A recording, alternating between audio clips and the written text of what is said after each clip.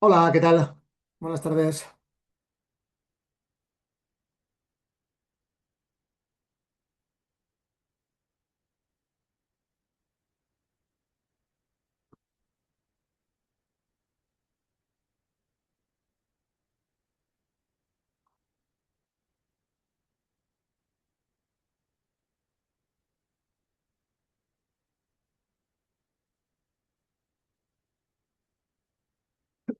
Mm, Vamos a esperar unos minutos como siempre, que demos tiempo a todo el mundo a entrar. A mí me ha costado un poco entrar hoy. No sé si será un problema habitual o no. O sea, hoy para todos, pero a mí me ha costado un poquito. No me dejaba entrar a la primera.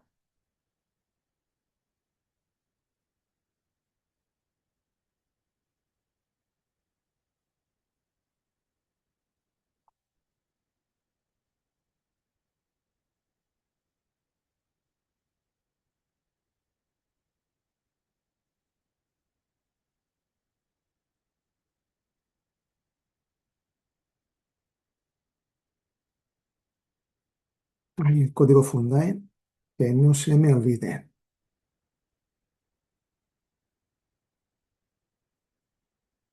Hoy es estrategias.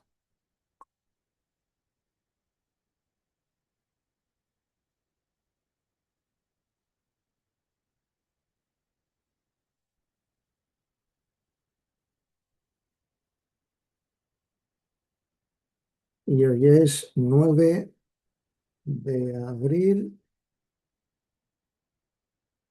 tema 4, sesión 4.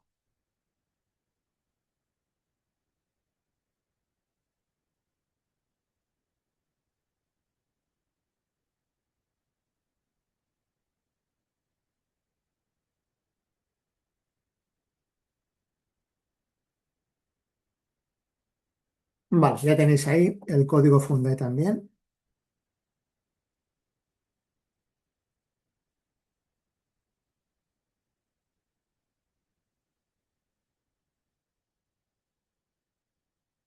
Mm.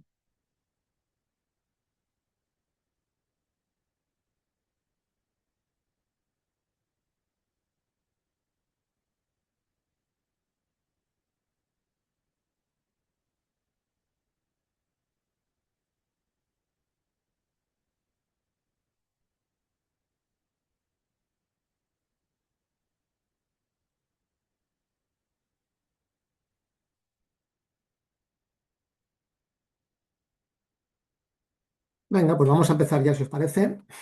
Y así como siempre digo, no robo tiempo al final de la clase. Lo repito de nuevo, hoy tenemos 2 horas de clase. Es una clase un poco especial. Tenemos que ver muchísimas cosas.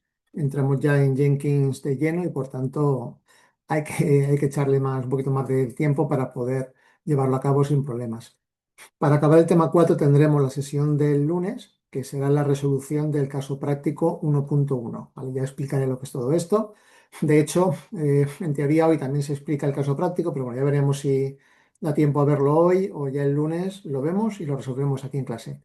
Lo recuerdo también, de hecho lo he dejado por escrito en el foro, en uno de los dos foros, es que tenemos dos campus, Fundae y no Fundae. Como lo preguntaban en uno, lo he respondido en uno, pero por eso lo comparto aquí en clase. Del caso práctico uno se compone de 4 apartados, de los cuales solo tenéis que hacer dos, ¿vale? El segundo apartado y el cuarto. ¿Por qué? Porque el primero y el tercero lo resuelvo yo aquí en clase, no tienes que hacer nada.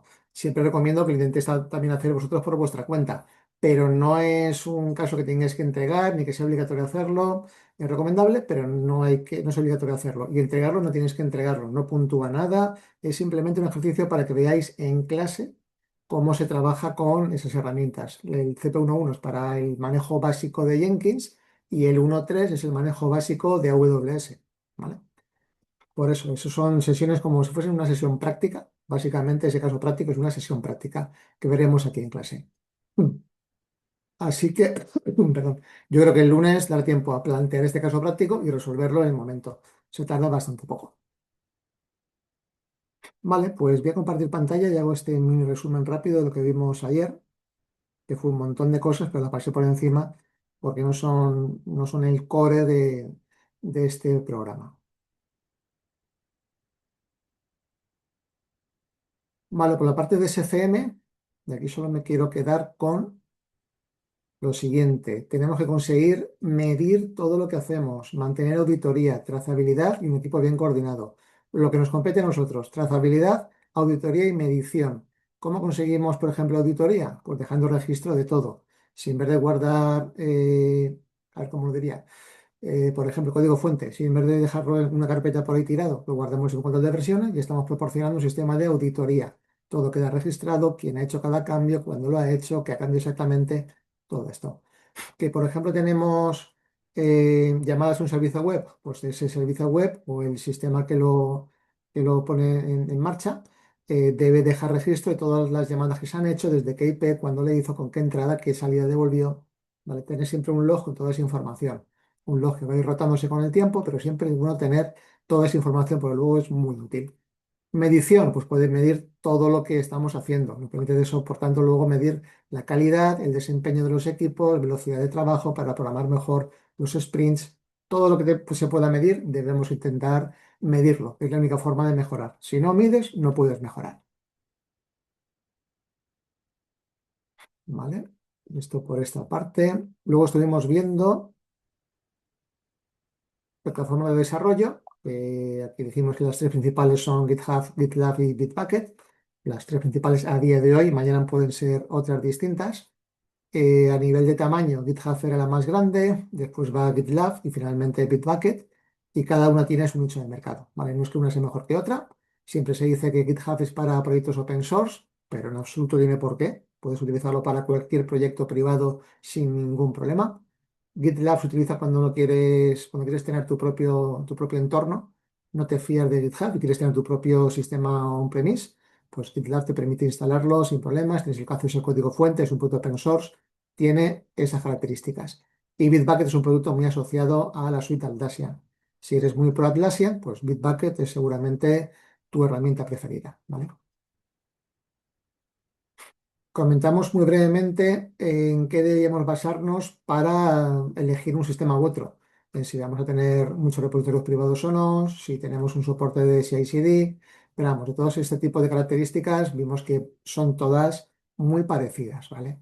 Con pequeñas diferencias, uno es un poco mejor en una cosa, otro es un poco mejor en otra, pero son tres herramientas muy similares en todo.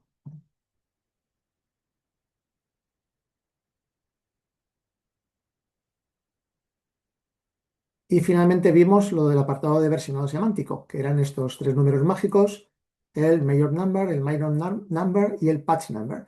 Mayor number es un cambio grande en el producto que normalmente rompe la retrocompatibilidad. La minor version, el minor number, es cuando se produce una nueva funcionalidad, una mejora, algo que se ha añadido al producto, algo que lo hace mejor, se incrementa este minor number. Y el patch number es para corrección de errores principalmente. Vimos que teníamos una serie de reglas, que qué pasa cuando cambias la major, qué pasa cuando cambias la minor. Vale, esas reglas son las que permiten decir que estamos trabajando con un sistema de versionado semántico. Si no las cumplimos, nuestro producto no sigue las normas del versionado semántico.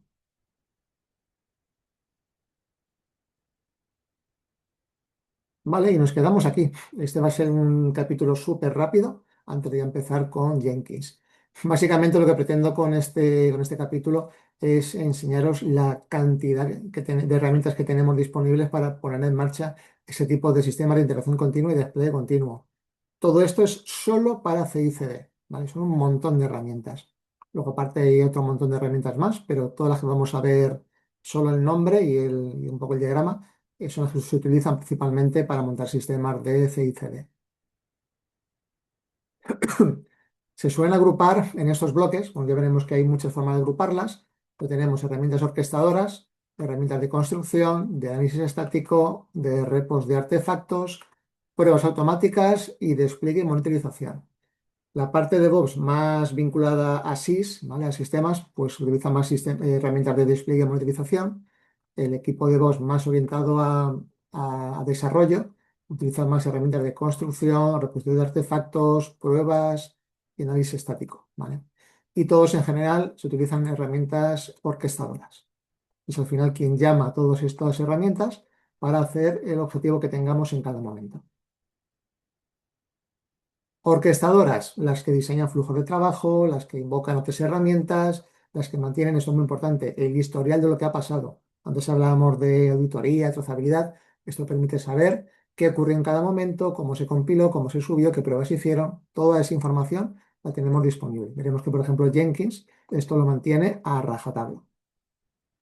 Las más usadas como herramientas orquestadoras, Jenkins sigue siendo la más usada, para mi gusto es la mejor, pero no quiere decir que sea la que mejor funciona en cualquier proyecto. Hay proyectos donde una AWS Code Pipeline funciona muchísimo mejor, porque es un proyecto que está orientado a trabajar con AWS. A nivel de un trigger puede ser, por ejemplo, una lambda, la salida de una función lambda, o tú puedes también llamar a funciones lambda, integrarte con lambdas, conocer perfectamente el estado de tu sistema serverless, poder dar de alta una máquina C2, transformar máquinas. Para todo eso, pues Code Pipeline funciona muy bien, ¿vale? Ahora, si le pides que conecte con Azure o que haga cosas diferentes o que tenga un plugin para mostrar el resultado de Cucumber, pues no lo vas a tener. No está pensado para eso. Está muy orientado a trabajar con sistemas de AWS. Por eso Jenkins es la que no suele fallar, la que funciona casi siempre bien. Pues cuando tienes que elegir una, casi todas las empresas apuestan por Jenkins. Pero hay que ser crítico siempre. Si tenéis un proyecto nuevo, hay que pensar cuál encaja mejor en vuestro proyecto. Y es cierto que hay una tendencia ahora mismo, que aquí no lo he puesto, estaría en el etcétera, hay una tendencia a utilizar mucho Azure, porque es un producto muy bueno, está muy bien sentado, funciona bien y cada vez más veo movimiento de traspaso a Azure, ¿vale? Aún así, a día de hoy sigue ganando Jenkins. Otras herramientas muy conocidas, pues Travis y CircleCI, aunque tiene en España y Europa no se utilizan mucho, y Bamboo, que es la herramienta orquestadora dentro de la suite de Atlassian. Tiene sus carencias, pero bueno, no funciona mal. A nivel de construcción, las herramientas habituales para trabajar con construcción o compilación de software. Pues el famoso Make de toda la vida, Ant, Maven, Gradle, NuGet, etcétera, etcétera, etcétera. Cada vez salen herramientas nuevas para construir aplicaciones. Hay que conocerlas todas, lamentablemente, o ser capaces de manejarlas sin ningún retraso. Pero utilizamos ahora este otro sistema que ha salido nuevo. Rápidamente hay que ponerse al día, ver un poco el Mundo, cómo se hace, lo instalas y a funcionar, ¿vale? Pruebas de análisis estático. Aquí el ganador absoluto es Sonar. En cualquier proyecto serio se utiliza Sonar como repositorio de resultados de pruebas de análisis de código estático, pero no es la única. Tenemos también los propios compiladores, también ya cada vez son mejores herramientas linter, ¿vale? Linter son herramientas lint que se encargan de validar que tu código no tiene posibles errores o que la forma en la que tú lo has programado es la correcta.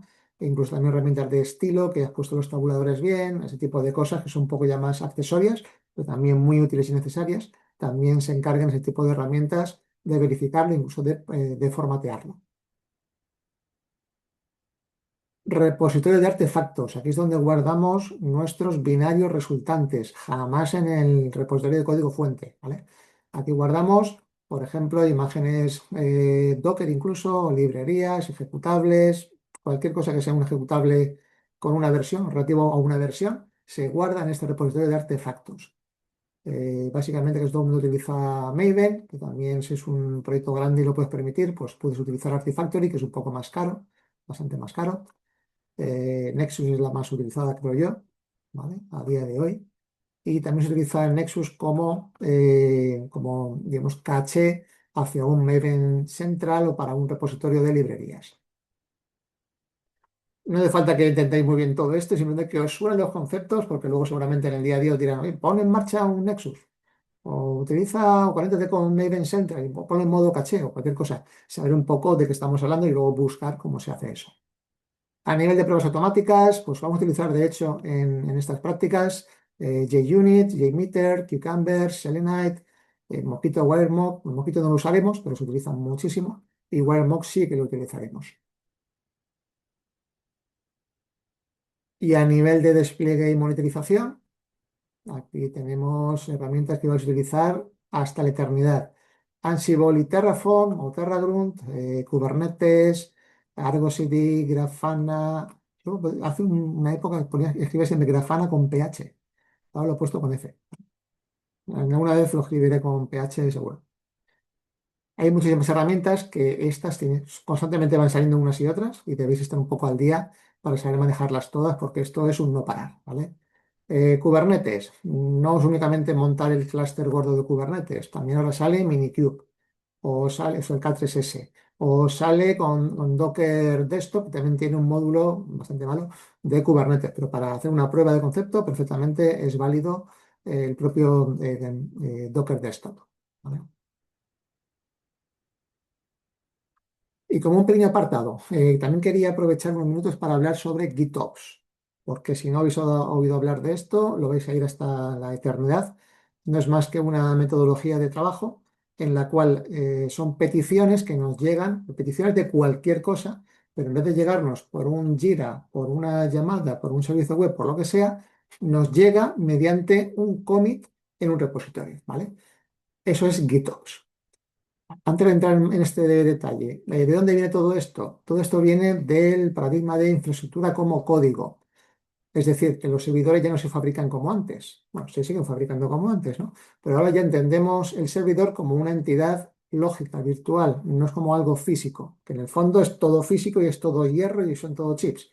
Pero cada vez más tenemos un poco la idea en la cabeza de que un servidor es un ente software virtual, ¿vale? Y es cierto, es así, pero por debajo no olvidemos que tenemos siempre hierro y silicio, ¿vale?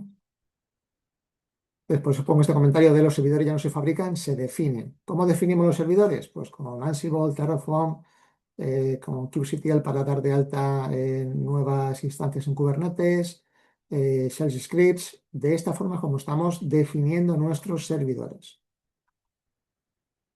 A partir de este paradigma o esta forma de entender la infraestructura, salió el concepto de GitOps.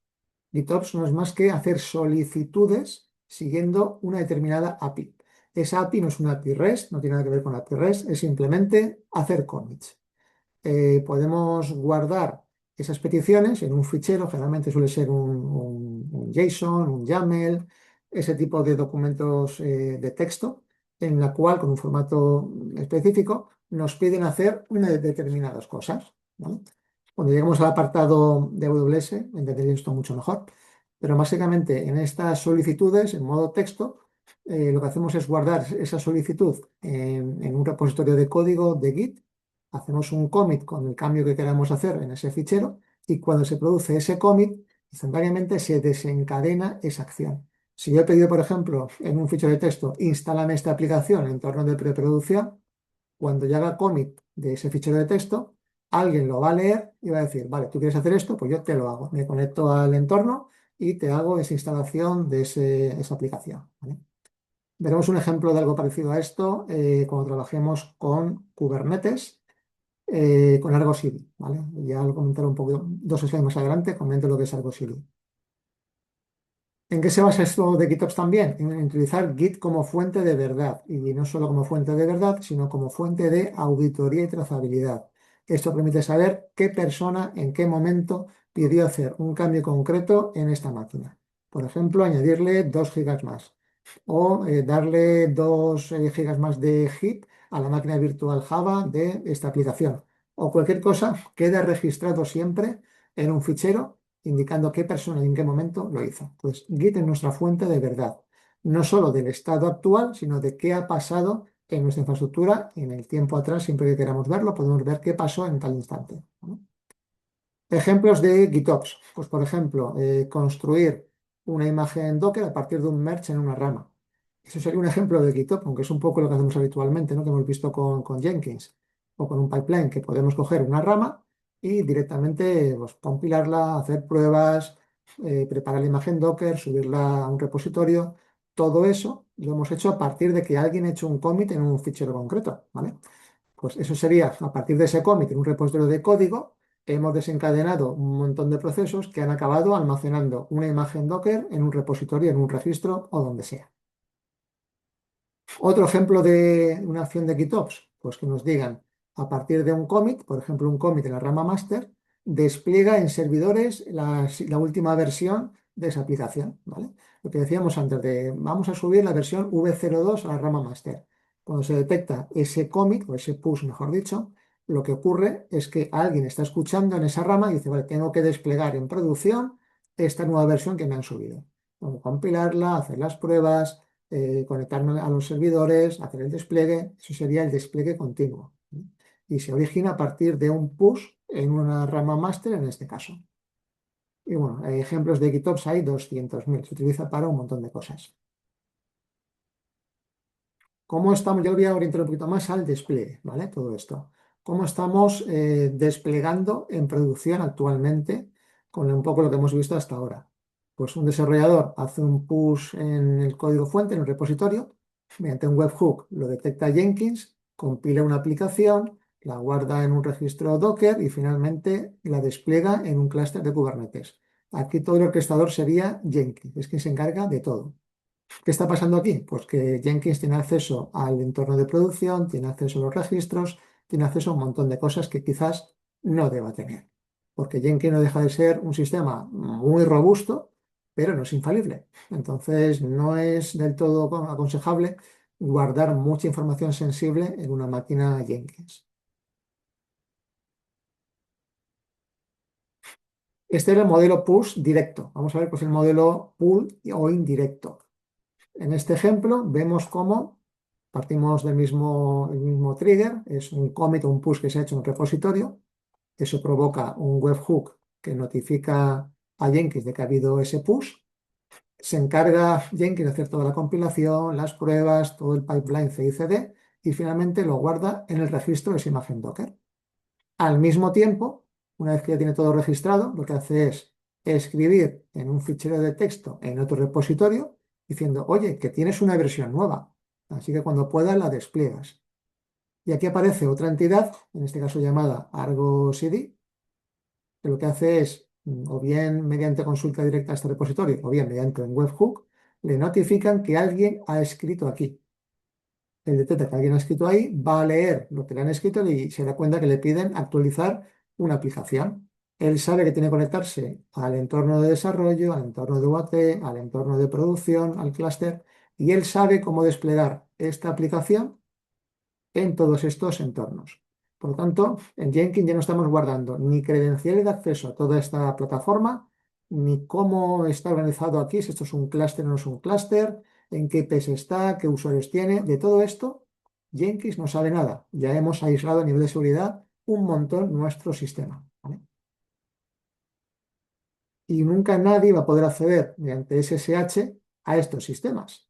El único que conoce cómo acceder a estos sistemas a nivel físico es Argo CD. Por lo tanto, de aquí para allá, nadie tiene acceso a nuestro entorno de producción. Está totalmente cerrado a cal y canto. A nivel de seguridad, eso es una gran ventaja trabajar en este modelo indirecto.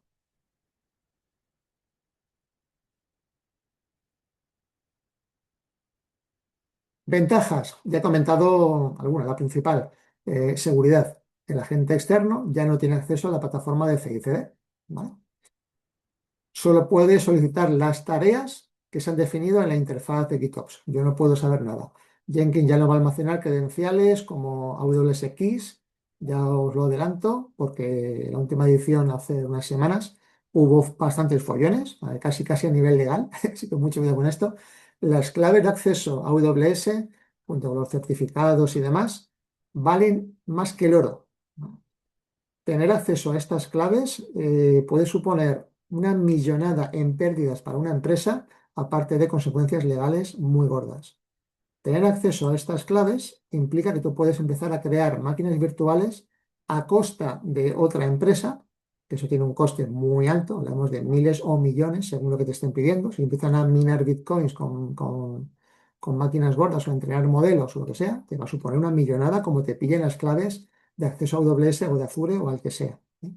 Y luego a nivel legal, puedes meterte un follón porque se realizan actividades ilícitas desde tu entorno. Tú eres el responsable de este entorno. Si alguien te lo hackea y empieza a hacer actividades ilícitas, el responsable eres tú, ¿vale?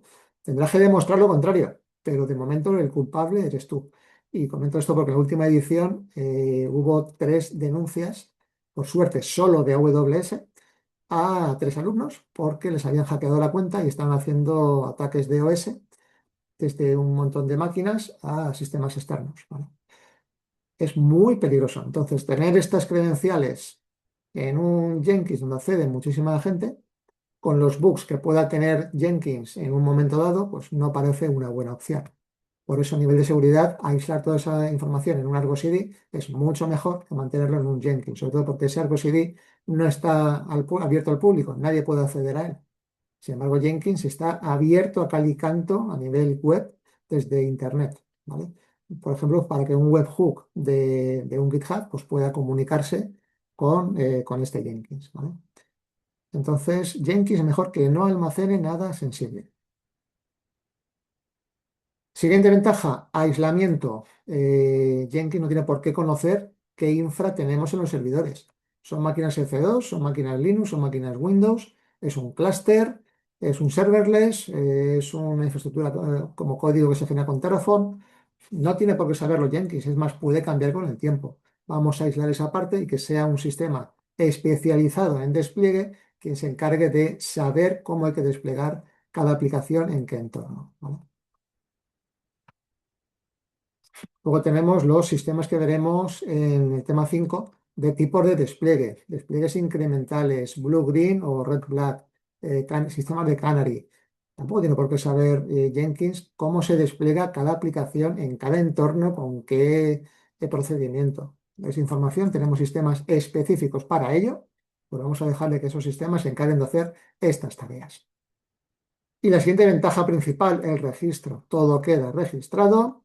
Con un git reverse se restaura el entorno como estaba antes. Son ya sistemas de motor de estado deseado. Por tanto, si tú pones el YAML o el JSON, lo que sea anterior, se restaura todo y queda limpio, ¿vale? Cristina pregunta, ¿entonces se puede considerar inseguro Jenkins? No. O sea, sí, sí, sí. No, pero sí. Todo sistema que esté en la red es inherentemente vulnerable. Eso es una regla que si habéis hecho curso de ciberseguridad, es lo primero que dicen en el minuto uno. Todo sistema conectado a la red es inherentemente vulnerable, ¿vale? Entonces, ¿Jenkins es inseguro? Sí, porque está conectado a la red siempre, porque acceden muchas personas, porque tienes herramientas para ejecutar código en servidor.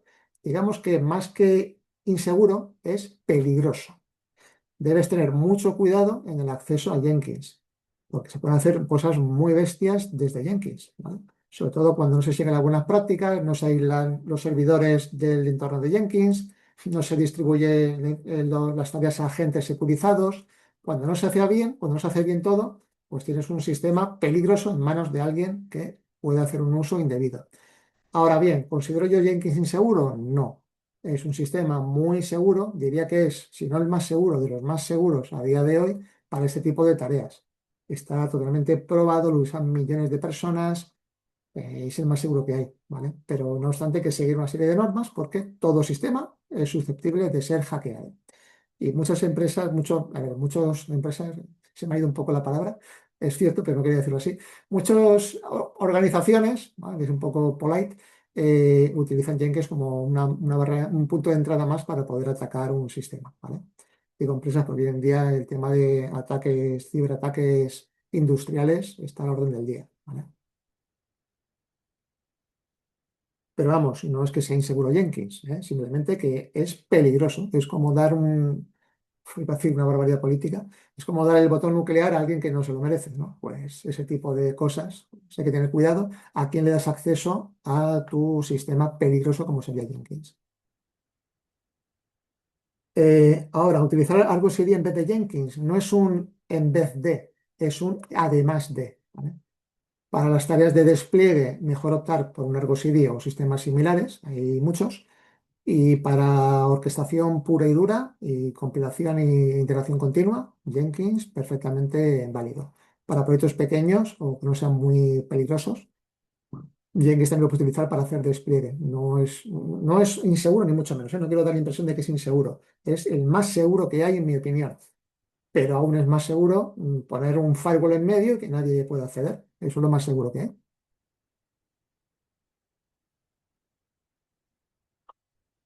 Lectura. Esto estoy seguro que ya lo has enseñado, no sé si habrá sido Javi o quién habrá sido, pero profesores anteriores os habrán enseñado esta tabla, ¿vale? Porque sale aquí el Cloudflare. Vamos a ver si nos deja entrar. Seguro ya os lo han enseñado, es simplemente una forma gráfica de visualizar las herramientas más habituales con las que trabajamos en el ámbito de DevOps. En vez de tener lantánidos y actínidos y gases nobles y tal, están agrupados por tipología de herramientas. O WASP, para herramientas de seguridad, para verificación de seguridad. SonarQube, análisis estático, muy orientado también a esto. ¿Vale? Los amarillos, Argo CD, tenemos el propio Digitalite y su propio producto, tenemos Helm, son herramientas de despliegue, Spinnaker, el propio AWS, AWS Code Deploy, en este caso, Customize, están un poco agrupados para este objetivo. Source Labs para pruebas de terminales móviles principalmente, Selenium, ¿vale? Playwright, sería para hacer pruebas. Aquí teníamos orquestadores como Azure, Bamboo, CircleCI, ¿vale?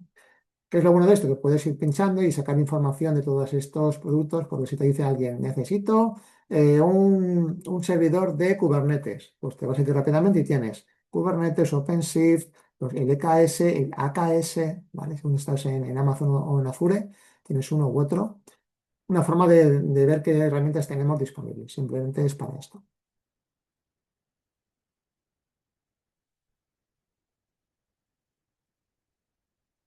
Y aquí tenéis otra web donde también mantienen, aunque esté un poco más desfasada, no lo mantienen tan al día, mantienen un listado de aplicaciones también comúnmente usadas. Era mucho más grande esta lista que la anterior, pero es también la consultaba bastante cuando quería saber novedades. Me iba aquí a este enlace. Aunque me parece que está caído o algo, está caído o se ha quedado ya sin mantenimiento, no sé. Bueno, el enlace lo tenéis, no sé si es un fallo puntual o que ya está muerto, pero esta sigue estando en marcha. Venga, pues ahora sí, vamos a entrar ya en el apartado y en el mundo Jenkins, que es lo que nos va a ocupar de aquí hasta que dejéis de verme, ¿vale?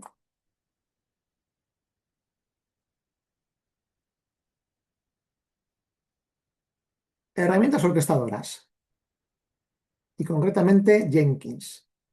Generalmente son gestores de flujo de trabajo, lo cual quiere decir que no es una herramienta que se utiliza para CI/CD, se utiliza para cualquier flujo de trabajo.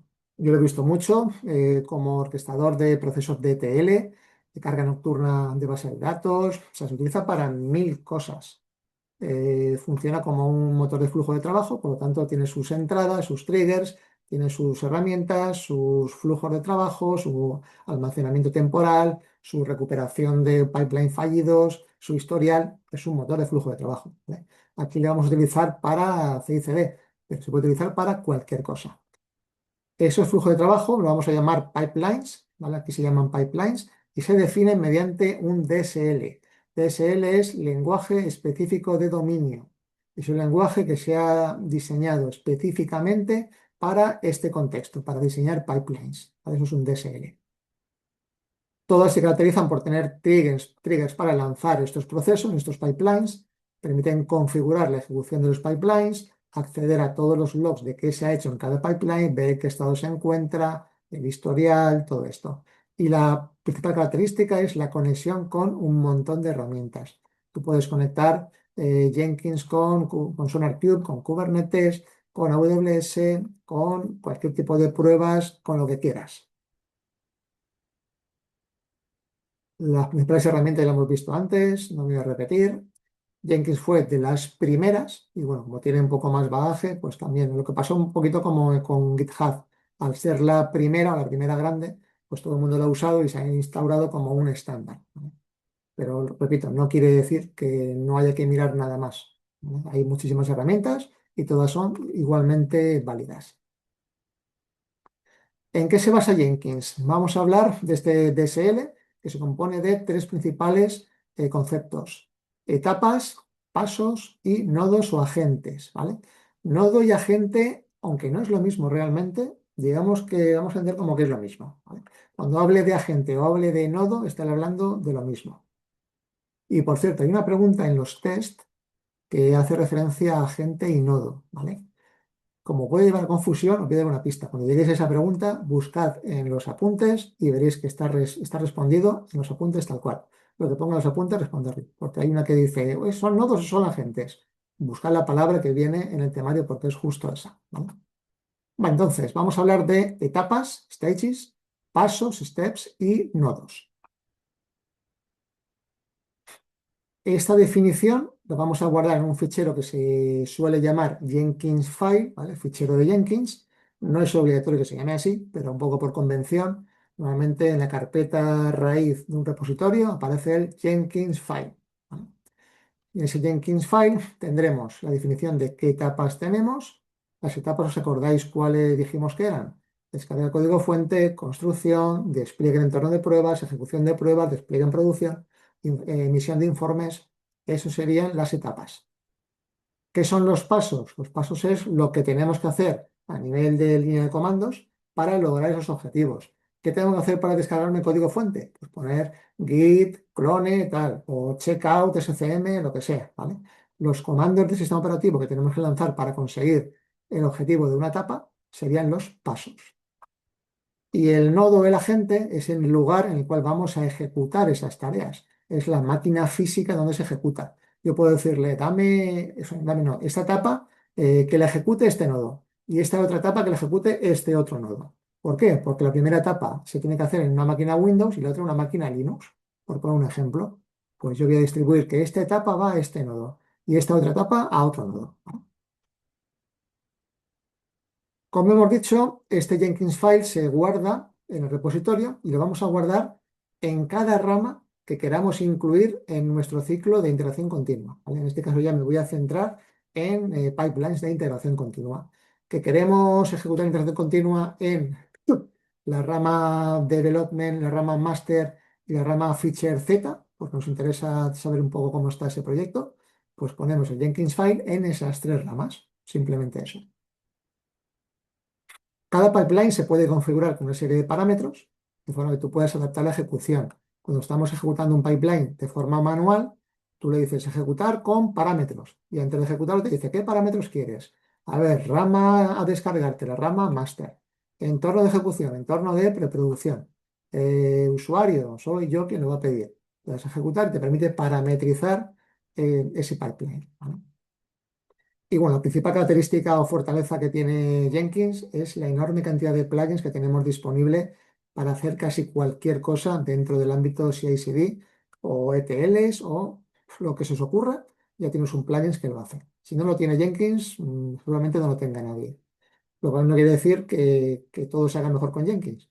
Si ese plugin de AWS, en vez de utilizar el de Jenkins, utilizas el propio producto de AWS, es mucho más fácil trabajar con AWS que no desde Jenkins.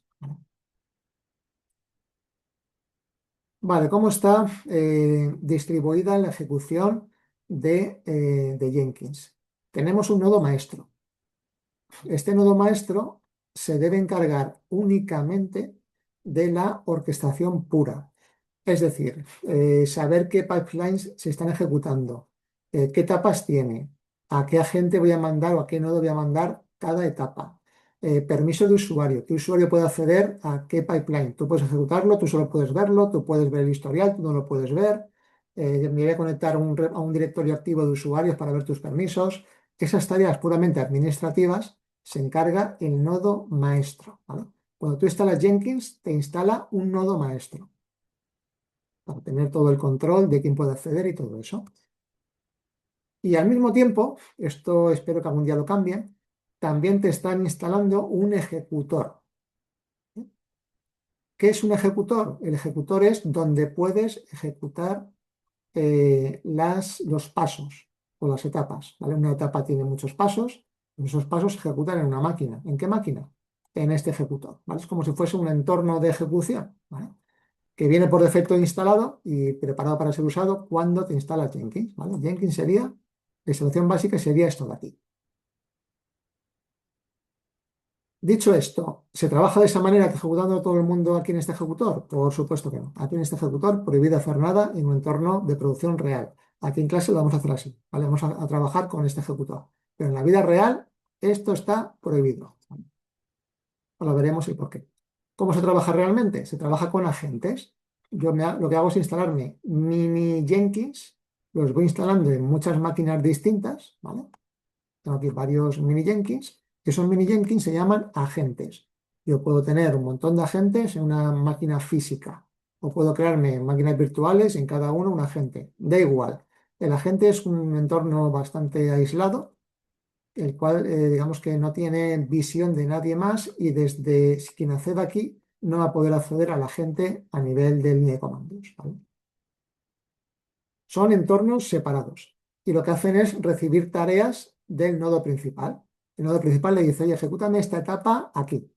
Vale, pues yo tengo disponible este executor, lo voy a ejecutar en este executor. Esos son como runtimes. Necesito que hagas otra tarea. Venga, vale, tengo otro executor libre, pues también estoy disponible. Necesito que hagas una tarea más, pues no puedo. Solo tengo dos ejecutores, así que o te esperas o se lo das a otro. Vale, pues se lo voy a tener de dárselo a ti, se lo voy a dar a este de aquí. ¿Vale? Bueno, miento. Se lo voy a dar a esta gente y esta gente decide dárselo a este ejecutor. ¿Vale? ¿Qué nos permite esto? Nos permite tener que este agente corre en una máquina Windows, este otro corre en una máquina, en un Mac, y este otro corre en un Linux.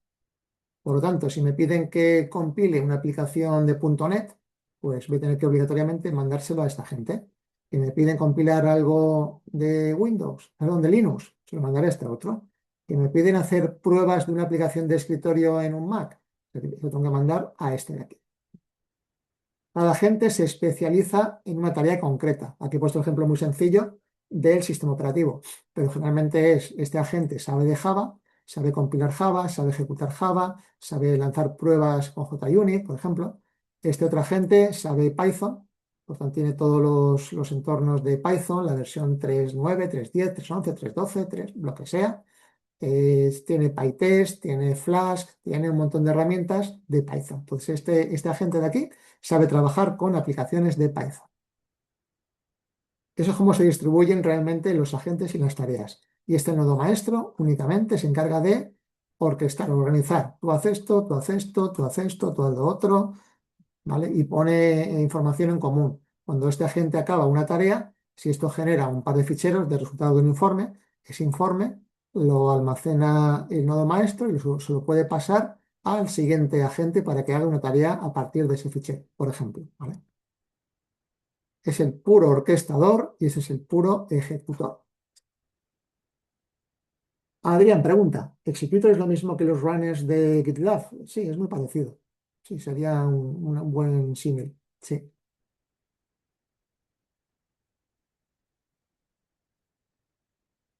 Vale, no lo vais locos con este esquema que veréis que es muy sencillito. Este sería un ejemplo de un pipeline visualizado, modelado como si fuese un flujo de trabajo. ¿Vale?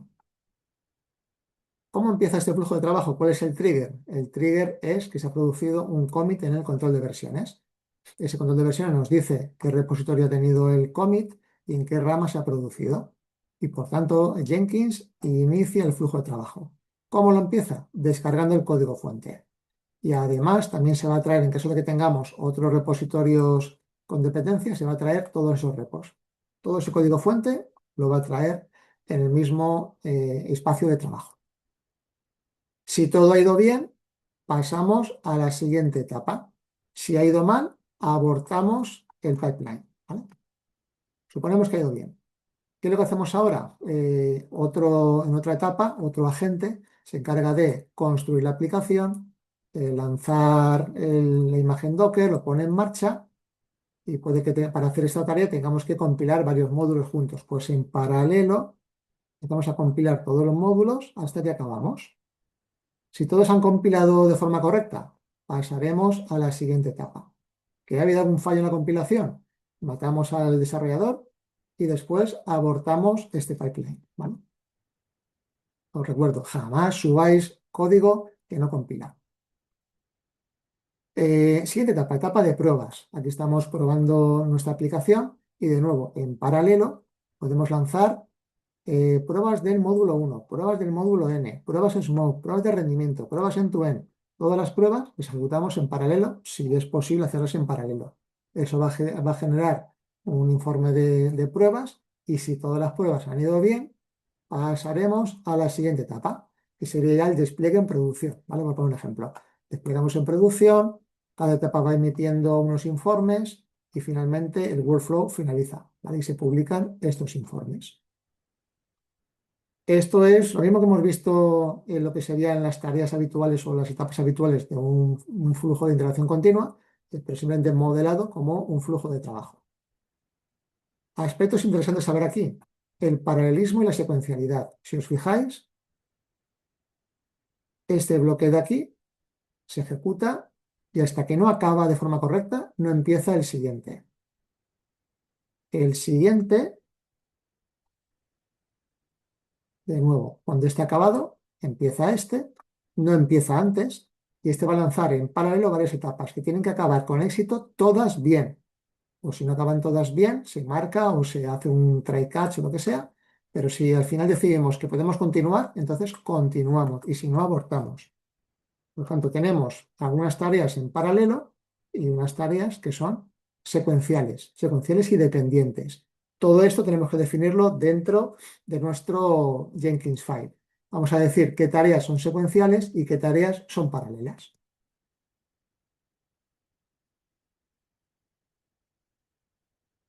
Más características de Jenkins. Triggers que pueden iniciar un pipeline. Por ejemplo, temporizadores. El típico cron, sistema cron, Macron, no, sistema cron. El típico cron que tú lo configuras y le dices todas las noches a las 4 de la mañana, asterisco, asterisco, asterisco, espacio 4, espacio 00 o algo así sería. Pues eso lo que va a hacer es que se ejecute este pipeline cuando se cumplan las 4 de la mañana de cada día, ¿vale? ¿Cómo podemos también ejecutar Jenkins de forma manual? Tú tienes un pipeline, le dices botonazo, ejecutar manual y te lo ejecuta. Puede ser también una anidación desde otro pipeline, que cuando acabe un pipeline o una etapa del pipeline sea llamar a otro pipeline. Sería como una subrutina, algo así. Tú puedes llamar a un pipeline desde otro. La forma más común de llamar o de ejecutar un pipeline, webhook. Por ejemplo, con GitHub o cualquier otro sistema, que cuando suceda algo en ese otro sistema, nos avisa y Jenkins ejecuta ese pipeline. Puede ser mediante polling, que estemos siempre preguntando, ¿ha habido un cambio en la web? ¿Ha habido un cambio en el repositorio? ¿Ha pasado algo? Cada minuto preguntamos y si nos dicen que sí, que ha habido un cambio, entonces ya ejecutamos el pipeline. Y etcétera. Digo etcétera porque hay plugins para poder añadir más tipos de triggers, por ejemplo, en base de datos o triggers de tipo un resultado de una función lambda, un colas en AWS, o sea, en 20.000 cosas que pueden desencadenar la ejecución de un pipeline en Jenkins. Ya hemos hablado que tenemos parámetros de entrada y variables de entorno, ¿vale? Que pueden parametrizar o personalizar el funcionamiento de un pipeline. Tenemos los agentes que se encargan de la ejecución de las tareas. Tenemos que definir un pipeline indicando qué tareas son secuenciales una tras otra y cuáles son en paralelo. Tenemos la opción de archivar artefactos, publicar resultados, podemos hacer muchas cosas y vamos a mantener siempre un historial de ejecución. Builds, cuidado con la palabra. Build no es compilar un producto software, ¿vale? En este caso, la build es la ejecución de un pipeline. No sé por qué han elegido esa palabra, es súper confusa, pero build es ejecución de un pipeline en Jenkins, en este caso. Cada build o cada ejecución del pipeline incluye la auditoría de quién lo ha hecho, cuándo lo ha hecho, todos los logs de los resultados de todas las etapas. Hay un montón de información por cada ejecución de un pipeline. Y el envío de informes. También tiene un montón de plugins para poder publicar 20.000 informes. Por ejemplo, si falla la ejecución, perdón, la compilación, en este caso sí que es compilación, si falla la compilación del software, hay que rápidamente notificar al committer.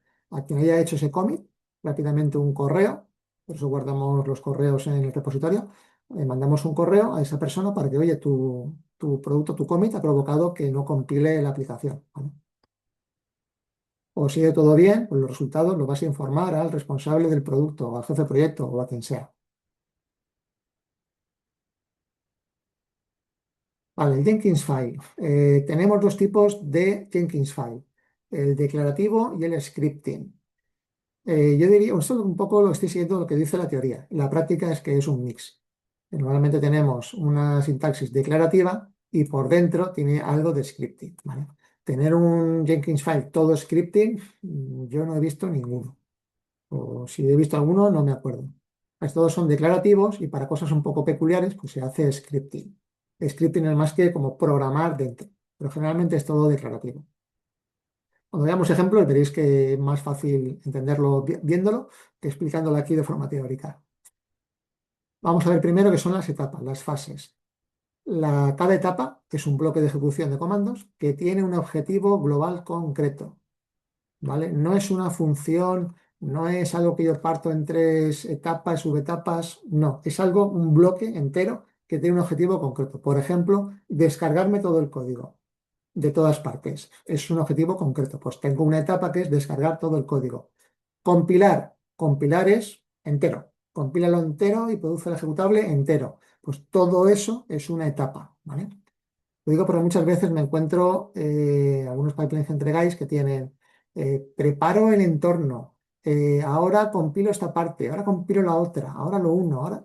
Eso no es como funciona. Si fuese programación, estaríais haciéndolo muy bien, separando en funciones pequeñitas y demás. A nivel de Jenkins, las etapas son etapas gordas, que tienen este objetivo concreto y no vale partirlo en subetapas que se ejecutan una después de la otra. El objetivo concreto es ese, ¿vale? Es cierto que luego dentro de una etapa, si quieres por organizarlo mejor el código, puedes crearte subetapas, ¿vale? Subfases, pero siempre que formen parte de la etapa gorda, que es la que nos interesa monitorizar. ¿Por qué digo esto? Porque, por ejemplo, la etapa de pruebas, me interesa saber si todas las pruebas han ido bien o han ido mal. Quiero saber si eso está en verde, en amarillo o en rojo, ¿vale? Entonces, no me interesa ver prueba uno, prueba 3. No, no, han ido bien o han ido mal. Luego ya veré yo el detalle, pero quiero ver que sea un objetivo global concreto, cumplido o no cumplido. Ya he dicho antes que las etapas se pueden ejecutar secuencialmente en paralelo, ¿vale? Y un detalle importante, una etapa se ejecuta de inicio a fin, totalmente, en un único nodo, ¿vale? Etapa se ejecuta en un nodo. No puedo decirle una etapa ejecútalo en tres nodos a la vez, ¿vale? Una etapa, un nodo. Y no puedo decir media etapa en un nodo, media etapa en otro. Eso no es posible. Una etapa, un nodo. Cuando tenemos etapas secuenciales, como su nombre indica, no comienza la siguiente hasta que la anterior termine y añado satisfactoriamente. Si falla una etapa, se aborta la siguiente. Cuando ejecutamos etapas en paralelo, todas deben terminar para poder pasar a la siguiente etapa secuencial y todas deben acabar con éxito.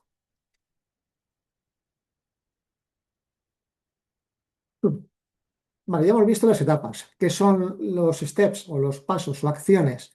Son las tareas individuales entre nosotros, la línea de comando, los comandos, el script que tenemos que ejecutar para lograr el objetivo de esa stage. Antes ponía el ejemplo de descargar el código. Yo puedo tener una etapa así conceptual que es descarga el código, pero ¿cómo hago eso? Git, clone, no sé qué. Ahora cur y me traigo este fichero de configuración. Ahora me traigo esta librería. ¿Sabes? Todo lo que sea necesario me lo traigo, son comandos del sistema operativo que yo ejecuto uno tras otro para poder realizar ese objetivo que tenía mi etapa. Dentro de un step yo tengo acceso a variables, por ejemplo, git clone y me guarda, eso genera un resultado. Puede que lo hayáis satisfactoriamente o no. If git clone lo que sea, si ha ido bien, hace esto. Pues el resultado igual a 1. Y si no, mostrar en pantalla error no se ha podido descargar y exit 1, abortamos el pipeline, ¿vale? Dentro de esos steps tenemos también esos variables, tenemos condiciones, podemos hacer muchas cosas que veremos ahora algunos ejemplos. ¿Dónde se ejecutan estos comandos del sistema operativo? Hemos dicho que se ejecutan en un agente, ¿no? Agente o nodo, que son conceptos parecidos. Concretamente, ¿dónde? ¿En qué carpeta? Pues donde se ejecuta concretamente esas acciones, esos comandos del sistema operativo, se llama workspace. Esto es tu carpeta, tu directorio, tu ruta dentro de la máquina que te han asignado, donde vas a ejecutar realmente tus comandos. Es una carpeta de disco, no es nada más. Una carpeta que tú puedes acceder directamente a ella y puedes ver lo que está pasando en tiempo real. Una carpeta de tu máquina. Como tal carpeta, cuando tú acabas una etapa y liberas ese agente, el siguiente que vaya a ejecutar o que vaya a usar ese mismo executor va a acceder al mismo workspace. Por lo tanto, va a ver tu basurilla. Lo que tú hayas dejado ahí, esa basura la va a tener ahí disponible. A nivel de privacidad de datos, no es buena idea. Entonces, lo que dice la recomendación Lo que dice pero en algunas prácticas es que cuando termines de trabajar en una etapa, lo último que hagas sea un delete dir, o sea, bórrame todo el contenido que había en este workspace. De forma que el siguiente, primero, no pueda acceder a tu información y además se encuentre con un entorno limpio y no con basura que le pueda romper un poco lo que él quiere hacer. Vale, pues si tenemos que cada etapa es atómica, aislada y cada uno se ejecuta en un sitio, ¿cómo compartimos información entre etapas? Para poder compartir información se utilizan lo que se llaman los stashes. Es como un espacio de memoria de Jenkins en que se almacenan ficheros. Aquí no almacenamos variables ni datos, almacenamos ficheros. Entonces, la única opción de poder comunicar entre una etapa y otra es mediante intercambio de ficheros. Y ese fichero se llaman stashes. Tú pones el comando stash, le das un nombre y dices qué ficheros incluyes en ese stash, en ese zip, digamos, y él te lo guarda dentro de Jenkins. Y cuando otra etapa dice, oye, dame este stash, se descarga esos ficheros y los tiene ya disponibles. Es la forma, es la única forma correcta de intercambiar datos o ficheros entre etapas, ¿vale? Se puede también intercambiar mediante variables de entorno o mediante variables dentro del propio Jenkins, pero ese modelo es totalmente desaconsejado. El motivo es el siguiente. He comentado antes que Jenkins es un sistema que es capaz de recuperarse ante errores y si falla, cae la máquina de golpe, cuando levantas Jenkins, vuelve a ejecutar el pipeline desde donde se ha quedado. ¿Qué pasa si tú tenías una variable en memoria? Esa variable en memoria ha desaparecido. Entonces, no se suele considerar válido intercambiar información mediante variables de entorno o mediante variables de Jenkins dentro de un mismo pipeline, ¿vale? Para eso tenemos los stasis que garantizan que esa información no es volátil, va a estar fija para siempre mientras dure la ejecución de ese pipeline. Esto de los stasis se lo vais a utilizar muchísimo, ¿eh? Ya os lo digo. Nodo agente es la máquina física real donde se ejecuta una etapa, ¿vale? Y donde los steps se van a ejecutar en este workspace. El agente lo que hace es coger sus executors, que tengo tres. Pues venga, este lo pongo en esta ruta, este otro en esta otra ruta. Tiene como tres rutas. Pues cada executor tiene un workplace. Un workplace, no, un workspace. No sé por qué he puesto aquí workplace. Es un workspace, un espacio de trabajo. También he comentado antes que cada agente estaba especializado. Yo sé de Java, yo sé de Python, yo sé de Windows, yo sé de Linux. ¿Cómo se define qué sabe hacer un agente? Se define mediante las etiquetas.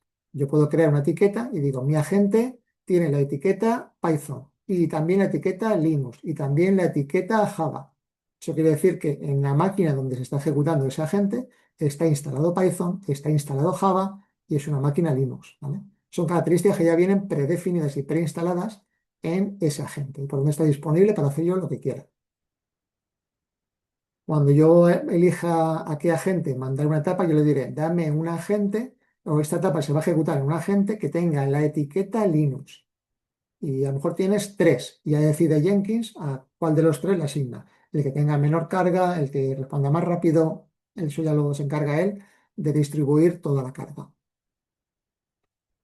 También podemos decirle que esta etapa se va a ejecutar dentro de una imagen Docker que está levantada dentro de ese agente, ¿vale? Podemos llegar a ese nivel. E incluso en un pod de Kubernetes, pues preparas un namespace levantado por el agente y en ese namespace, en este podcast preparado, vas a ejecutar todos estos pasos. Pues se puede llegar a ese nivel de manejo de contenedores. Lo que yo voy a pedir es únicamente que trabajemos con agentes en modo línea de comando sencilla. No voy a pedir que manejéis Docker, porque no hemos visto todavía nada de Docker, aunque lo vais a ver. No conmigo, por cierto, lo vais a ver más adelante. Pero por si alguien no conoce muy bien el manejo de Docker, yo no voy a pedir nada con Docker. Quien quiera utilizarlo es perfectamente válido, pero yo no voy a pedir que utilicéis ni Docker ni Kubernetes. Venga, primer ejemplo. Primer ejemplo de un pipeline. Vamos a ver línea por línea el ejemplo más básico que puede haber de un pipeline. De hecho, este ejemplo viene por defecto cuando instaláis Jenkins. Todo empieza con la sintaxis pipeline. Aquí le decimos que esto se va a ejecutar en cualquier agente, en el que quiera Jenkins, el que más rabia le dé, y se compone de una serie de etapas. Concretamente, solo hay, en este caso, una etapa. La etapa se llama build y se compone de unos pasos. Los pasos son llamar al shell y poner echo hello world y aquí otro shell multiline en el que hacemos otro echo y un ls. ¿Vale? Es el ejemplo más sencillo. Vamos a ver ahora la ejecución de este chorri pipeline, ¿vale? Bueno, no sé por qué está aquí puesta la URL. Aquí tienes la URL de un repositorio que utilizaremos para los casos prácticos, ¿vale? Creo que está puesto más adelante, pero por algún motivo lo he puesto también en esta diapositiva. Venga, pues antes de seguir, vamos a ver un poquito qué aspecto tiene Jenkins. Cuando lo instaléis y lo ejecutéis por primera vez, llegaréis a algo parecido a esto, ¿vale? Lo tendréis mucho más vacío, aquí no pondrá nada, pondrá únicamente pulsa más para crear un nuevo ítem, algo así os pondrá, ¿vale? ¿Cómo funcionan estas carpetas? Aquí tenemos, pues, lógicamente, carpetas para organizar todos nuestros pipelines. Dentro de cada carpeta yo tengo, bueno, he perdido sesión. Uno, dos, tres. Dentro de cada carpeta yo puedo tener más subcarpetas o muchos pipelines. Aquí son todos los pipelines que yo hice en la edición anterior. ¿Qué puedo hacer con esta carpeta? Lo puedo mover a otra carpeta, puedo crear subcarpetas, renombrarlas, lo típico. En este caso voy a renombrar, perdón, voy a mover la carpeta, lo voy a llevar aquí, ¿vale? Edición pasada ya no existe, y aquí tengo una carpeta donde hago yo mis pruebas. ¿Qué puedo hacer ahora? Crear un nuevo perdón. Puedo crearme un nuevo pipeline, puedo crearme una carpeta. Voy a crearme una carpeta inicialmente que vamos a llamar Primavera 26.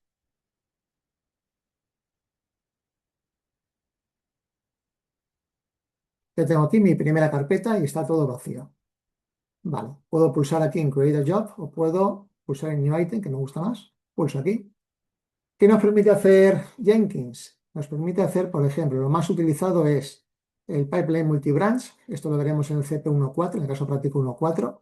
Un poco lo más complejo y lo que se utiliza en realidad en el día a día, en la vida real, ¿vale? Tenemos carpetas para organizar nuestros pipelines y, lógicamente, cada carpeta tendrá permisos de acceso y todo esto. Por eso es bastante importante poder organizar bien las carpetas. Tenemos los pipelines y los Freestyle Project. El Freestyle Project a mí no me gusta nada. Es un sistema que inventó Jenkins para diseñar los pipelines a golpe de clic. Es como un asistente. No lo han conseguido, en mi opinión, es bastante malo. Voy a poner desde una prueba. Es bastante malo, pero bueno, que sepáis que existe este pequeño asistente para ir generando todas las etapas. ¿Cuál es el trigger?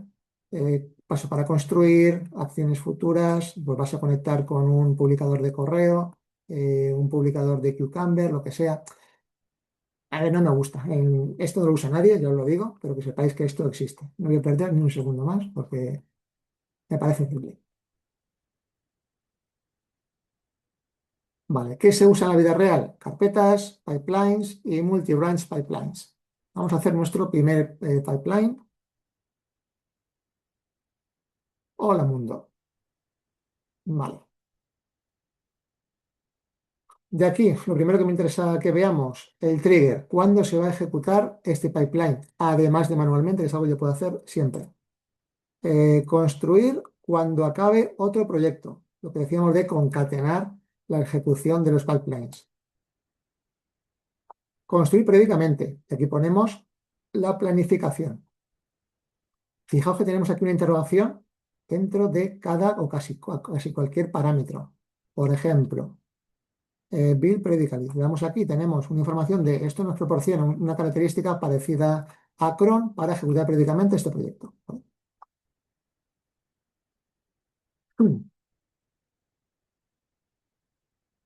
Y no nos acordamos de cómo funcionaba cron. Aquí tenemos la información de cómo funciona cron. Con ejemplos, cada 15 minutos, H15, asterisco, asterisco, tal, ¿vale? Esto es muy útil. Dentro de Jenkins, las interrogaciones dan muchísima información. Que queremos una compilación, o una compilación no, una ejecución nocturna de nuestro ciclo de integración continua. Pues pulsamos aquí, ponemos a qué hora lo queremos y ya estaría hecho. ¿Vale? Mediante un hook, un trigger hook, monitorizando constantemente GitHub. Esto lo que va a hacer es que cuando ocurra un cambio en GitHub, en un proyecto que le digamos nosotros, bueno, aquí explica lo que hace cada uno, cuando se produce un evento de push, se encarga de ejecutar este pipeline. Poll SCM, este es el opuesto. Aquí estamos nosotros preguntando constantemente a nuestro repositorio si ha habido un cambio. Si detectamos que se ha producido un commit nuevo, pues se ejecutaría este pipeline. ¿Y cada cuánto vamos a preguntar a nuestro repositorio si ha habido un cambio? Pues con la periodicidad que le llegamos en este cronta. Cada minuto pregunta. Si hacéis esto cada minuto, seguramente GitHub os banee, ¿vale? Sabéis que el uso de la API de GitHub tiene unas limitaciones. Si cada minuto preguntáis si ha habido un cambio, os van a banear casi seguro, ¿vale? Pues cuidado con esta opción. Pueden banear la cuenta durante un tiempo.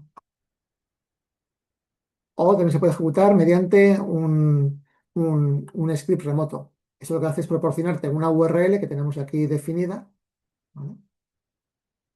Y tú llamas desde fuera a esta URL y ejecuta este pipeline. Para mantener seguridad, pues aquí tú defines un token, ¿vale? Y o te llega ese token exactamente igual o no se ejecutaría este pipeline. Esto viene por defecto, este tipo de triggers, pero como decía, mediante plugins podemos ampliar todos estos triggers y añadir muchos más triggers. Y aquí debajo lo que hacemos es definir el pipeline. Tenemos dos opciones. Una es escribir aquí pipeline, stages, states, ¿vale? Puedo hacerlo así, no lo hace nadie. Bueno, no lo hace nadie, pero yo sí que lo voy a hacer durante todo este curso. O podemos decirle que nuestro pipeline está ya definido en un Jenkins file que se encuentra en un GitHub, en esta URL del repositorio, y el fichero, perdón, está en la rama master, con las ramas que yo le diga, y nos explica cómo definir todas las ramas, y el fichero se llama Jenkins file, o se llama Jenkins file, o se llama Jenkins file agentes, o se llama como queramos darle el nombre. Pues este mismo nombre lo vamos a poner, este fichero, en nuestro repositorio, en esta rama, en esta URL de repositorio, ¿vale? Y ya podría acceder directamente Jenkins a ese Jenkins file, se lo trae y lo ejecuta. Esta es la forma en la que todo el mundo trabaja, ¿vale? Nadie define un pipeline directamente dentro de Jenkins. Yo sí lo voy a hacer, pero lo voy a hacer simplemente para que en tiempo real podáis ir viendo cómo se construye y cómo se modifica un pipeline. Pero en la vida real, lo que hemos puesto aquí de pipeline, etcétera, etcétera, lo escribimos aquí, lo tenemos, lo guardamos en fichero de texto y lo subimos al repositorio como parte del código fuente. Si queréis tener un ejemplo de un Hola Mundo, simplemente pincháis aquí Hello World y aquí tenéis ya un Hola Mundo. Lo mismo que si yo de aquí, ¿por qué no me deja copiar? Por algún motivo no me deja copiar y pegar, pues no pasa nada. Este Hola Mundo al fin y al cabo es lo mismo. SH, perdón, BAT porque estoy en una máquina Windows ahora mismo. BAT, dir. ¿Vale? Y BAT, echo.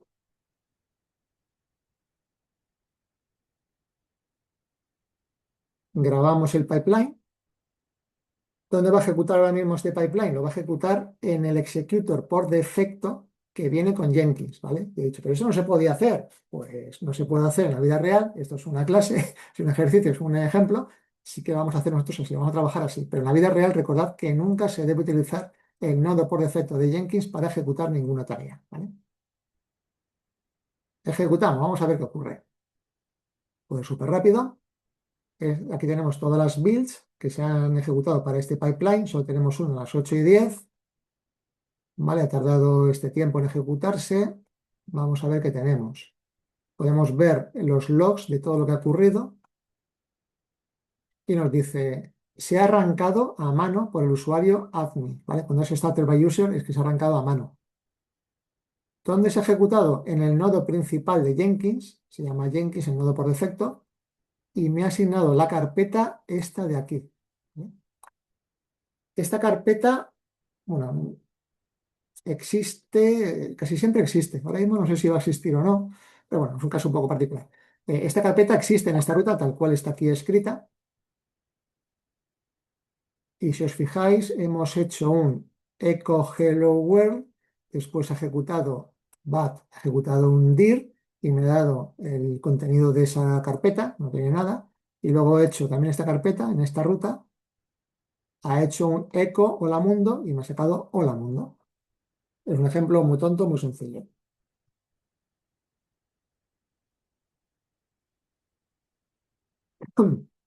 ¿Qué diferencia hay entre este eco y este eco?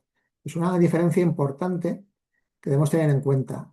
Este eco es una función de Jenkins, es una forma de emitir mensajes en el log que hemos visto antes. En ese display log, donde salía todo el chorizo, cada vez que pongamos eco va a escribir algo en ese log. Es como en JavaScript, el console log, ¿vale? Para escribir en un log. Y este otro lo que hace es abrir una terminal de comandos y lanzar este comando. Entonces esto a nivel de log son cosas muy diferentes. Vamos a volver a verlo.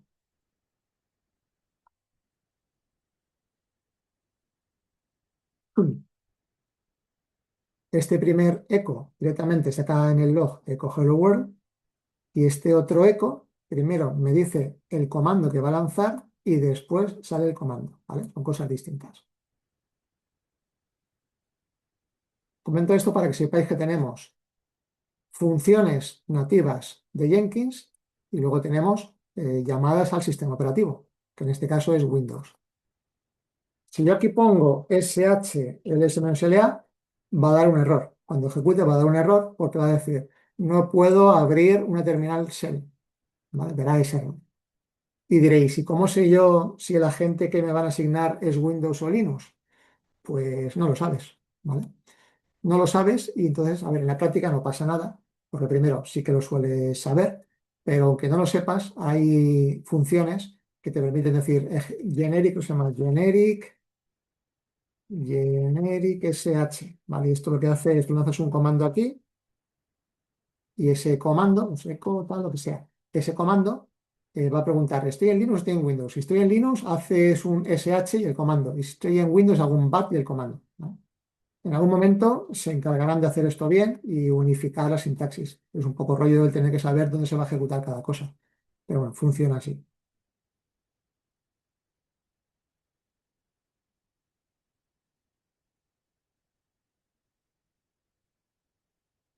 Vale, ¿cómo seleccionamos un agente u otro?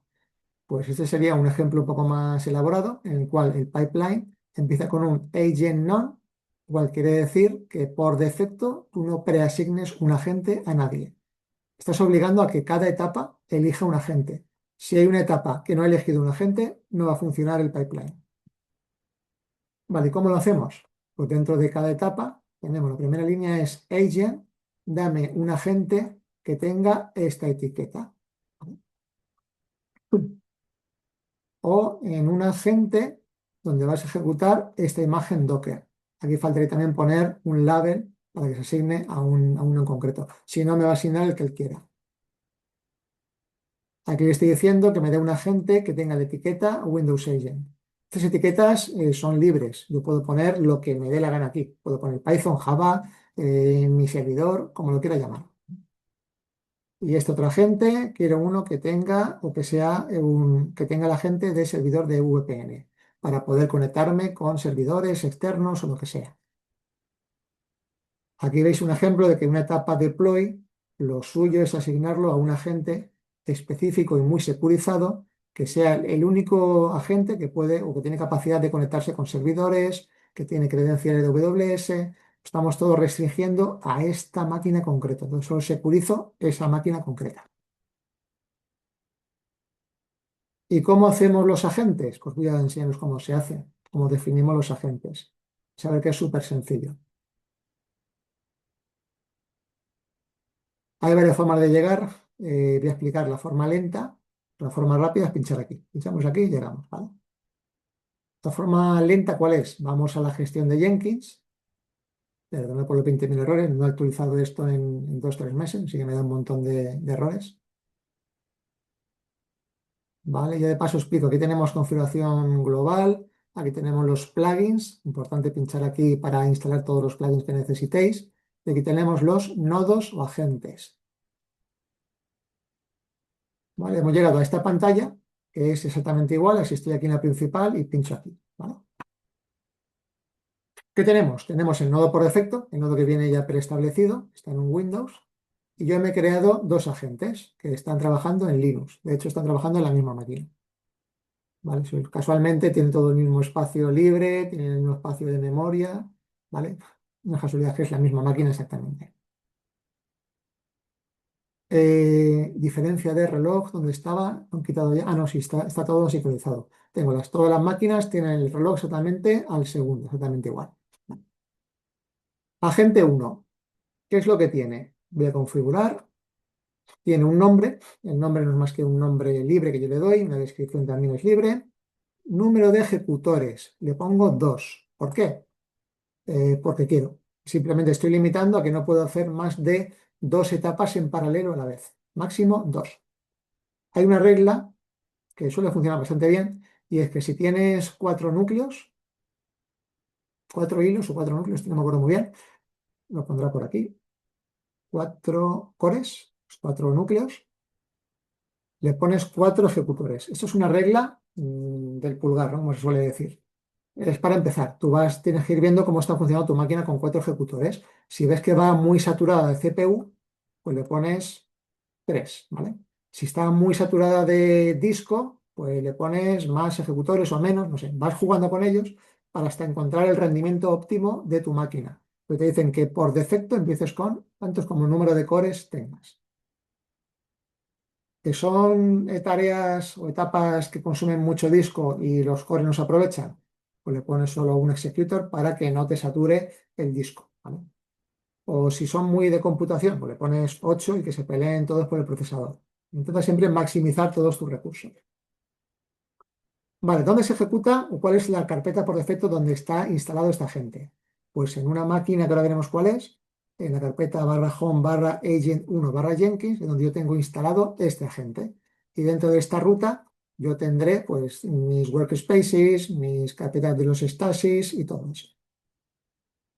Etiquetas que le he asignado, ay, perdón, etiquetas que le he asignado a esta agente, la etiqueta Linux. Si alguien quiere hacer algo que requiera Linux, puede contar conmigo. Vale, ¿quién me puede llamar? ¿Quién me puede asignar cosas? Pues Jenkins, el nodo principal, me puede asignar a mí una etapa solo cuando alguien me haya pedido expresamente hacer algo de Linux, ¿vale? Only builds jobs with label expressions matching this node. Cuando realmente me han pedido un agente con esta etiqueta, me lo puedes asignar a mí. Si no, no me llames, no me molestes. Y la otra opción es usar este nodo como te dé la gana. Normalmente se utiliza esta opción. Vale, ¿cómo conectamos el nodo principal con un agente? Hay dos formas, hay tres, pero realmente son dos. Podemos hacerlo vía SSH, es la que se utiliza en el mundo profesional con mucha más facilidad. Simplemente le dices un host, le das unas credenciales, pones el tema de las claves SSH, luego lo validas y tal, y ya está hecho. Es únicamente dándole esta configuración, ya le estás otorgando el permiso para que Jenkins se conecte vía SSH a esta máquina, instale el agente, conecte de vuelta un canal socket para poder comunicarte con esa gente. Lo hace todo él. Es muy sencillito. Y la otra forma de hacerlo es con una configuración manual. ¿Vale? Voy a hacerlo aquí por no romper este. Voy a crear un nodo nuevo. Agente 3. Siempre es agente permanente. Hay dos, puedes copiar uno que ya exista o crearte uno nuevo, ¿vale? Cuando instalas plugins puedes también conectar con Kubernetes, con AWS, hay plugins para todo, pero por defecto solo tenemos estas dos opciones, ¿vale? Agente permanente. Lo creamos y lo que hemos visto antes. Número de executos, 2. ¿Dónde se ejecuta? En este caso va a ser en C2 puntos barra unir barra ejercicios barra, no me acuerdo de nada más, ¿vale? etiqueta Java, por ejemplo. Utilizarlo solo cuando sea mi etiqueta y vamos a conectar en modo manual, en vez de SSH en modo manual. Grabamos, está con la crucecita diciendo no he podido conectar con él, lógicamente. Entramos aquí y nos dice cómo tenemos ahora que proceder. Pues tendríamos que irnos a la carpeta que le hemos dicho a Jenkins, que es donde está ejecutándose esta agente 3, y tenemos que descargarnos este agent.jar y a continuación lanzar este comando, ¿vale?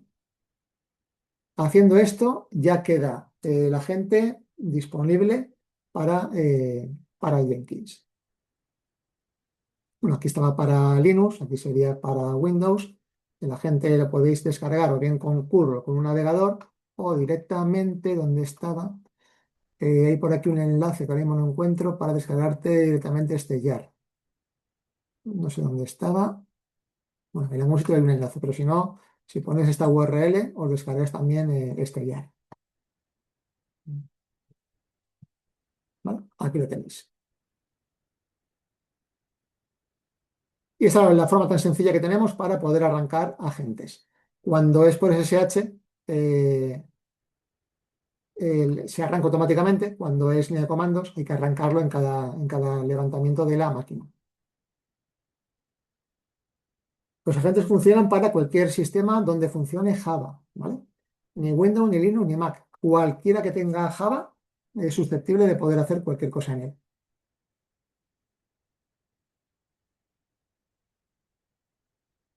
Venga, pues ahora voy a cargarme este. Uy, y vamos a hacer una prueba más.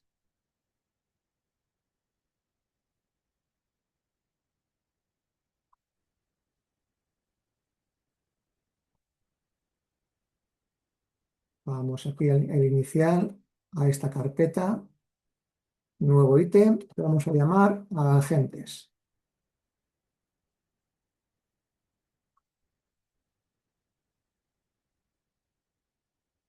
¿Vale? Esto es lo que decía de una función que yo aquí me he creado. Bueno, no la he creado yo, ya existía. ¿Por qué no la he puesto? Aquí, no la he copiado. ¿Bien? Generic SH.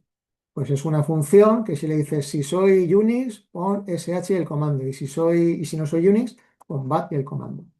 Y aquí lo que le digo es bat hostname, o podría decirle también generic SH hostname, ¿vale? Voy a dejarlo así porque para el ejemplo que quiero hacer ahora me viene mejor mostrarlo así. Pero que sepáis que esto lo podéis hacer. Pero como digo, generalmente es que no hace falta hacerlo genérico. Tú, aunque realmente no lo sepas, tú sí vas a saber en qué tipo de agente se va a ejecutar tu pipeline. Tú le vas a poner una serie de etiquetas que ya sabes dónde están. ¿Vale? Vale, pues este agente, perdón, este pipeline, es un poquito más grande y aún más grande. Ah, es un pipeline que tiene tres etapas. La primera le digo que la ejecute donde quiera. Donde quiera, ojo, como le he dicho, que los agentes míos solo atienden a peticiones expresas, pues aunque aquí haya puesto un any, nunca se va a ejecutar en un agente Linux, solo va a ejecutar en el nodo por defecto, no hay otro, ¿no? Pues me puedo asegurar que con un bat va a funcionar bien. Ahora cambiar la configuración y veremos si falla o no. La siguiente etapa, Linux A, le he forzado que lo ejecute un agente con la etiqueta Linux. Tengo dos, veremos cuál nos asigna. Ejecuto estos comandos.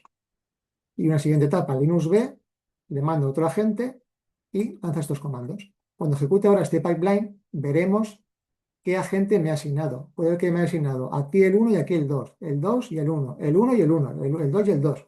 Es aleatorio. Lo hace él en base a carga, tiempo de respuesta, latencia. Casi casi yo lo llamo que es aleatorio. Hace lo que le da la gana. Lo ejecutamos y a ver qué ocurre.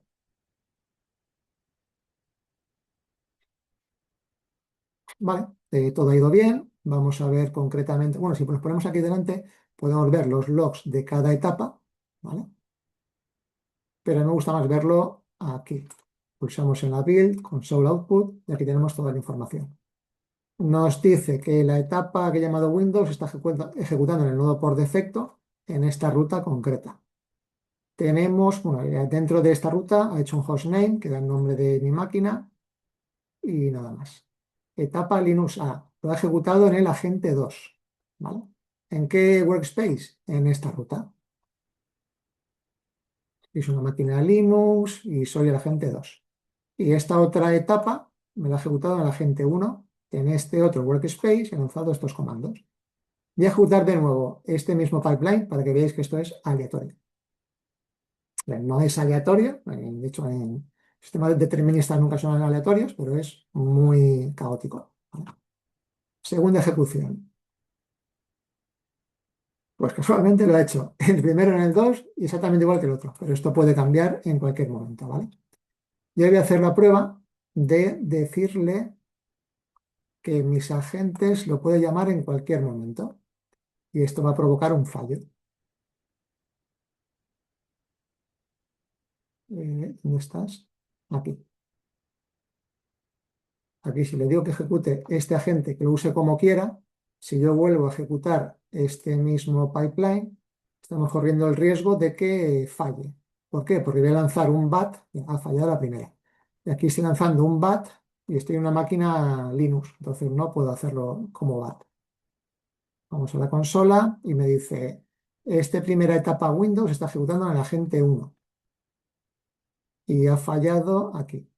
Batch scripts can only be run on Windows nodes. ¿Vale?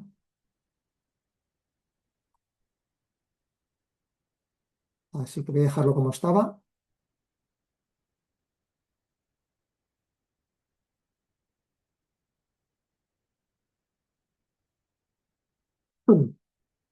Vale, pues vamos a hacer ahora una prueba un poquito ya más seria. Hemos visto el Hola Mundo, todo muy bien.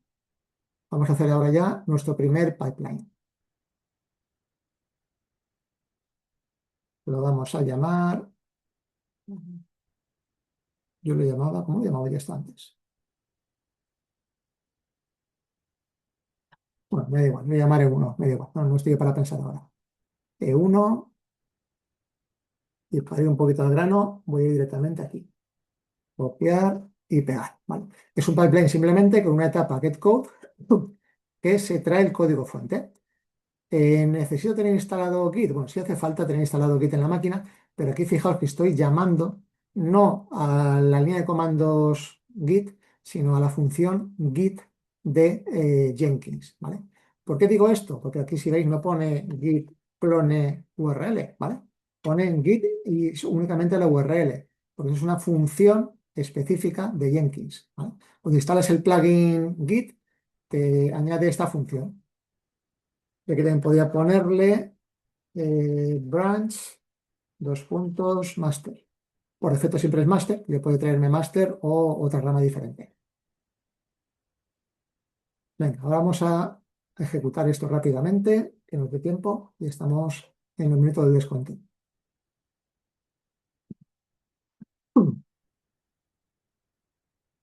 Vale, ha ejecutado esto correctamente. Vamos a ver la salida. Ha llamado a Git, internamente llama el comando Git, no hace magia. Y todo satisfactoriamente, todo en verde, todo bien. Me voy a quedar ahora sí, voy a entrar en este workspace para que veáis que no deja de ser una carpeta normal como cualquier otra.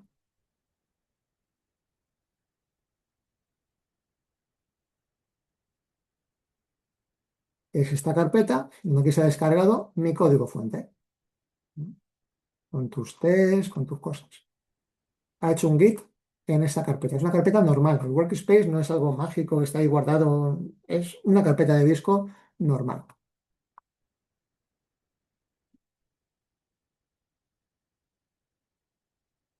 Venga, vamos a hacer un poquito más complejo todo esto. Vamos a añadir ahora una etapa adicional.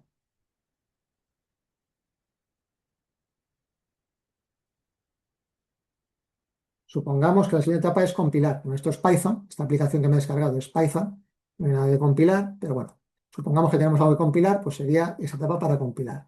Ahora vamos a ejecutar pruebas unitarias, ¿vale? Y lo haríamos aquí, una etapa en la cual yo lanzo un comando que es PyTest para pruebas unitarias. No os quedéis con el detalle porque esto vamos a verlo en profundidad. Esto de hecho es ya el caso práctico 1.1 que veremos el lunes. Simplemente quedaos en cómo se estructura un pipeline y veremos cómo ejecutan las tres etapas. Bueno, ha fallado por algún fallo tonto mío. Vamos a ver. Undefined section stage. Seguramente una llave o un algo que me he comido.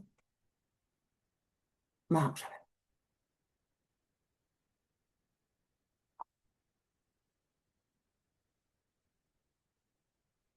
Vale. Esta no iba aquí.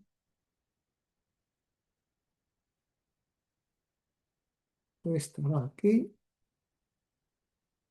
Y esta va.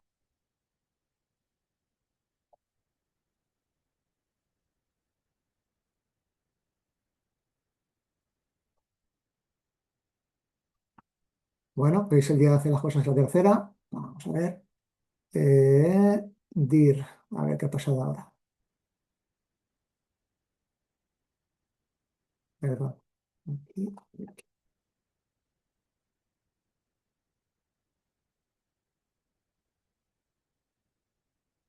Vamos. Dir no, es bad dir. Lo repaso todo, que no me pasen más cosas. Vale, ahora ya sí que estaría bien.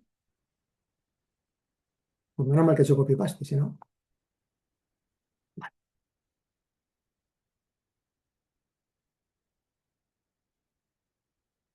Bueno, pues la primera la he hecho bien, la segunda ha fallado, la tercera ha fallado. Bueno, vamos a ver por qué ocurre esto. Y vamos a ir corrigiendo errores, que es también lo normal. Lo primero ha ido bien, esto ha ido bien, línea de compilar, todo bien. Y ahora dice, la etapa unit ha fallado ¿por qué? Ah, vale, he puesto bad dir, pero eso está mal puesto. Vale, sí.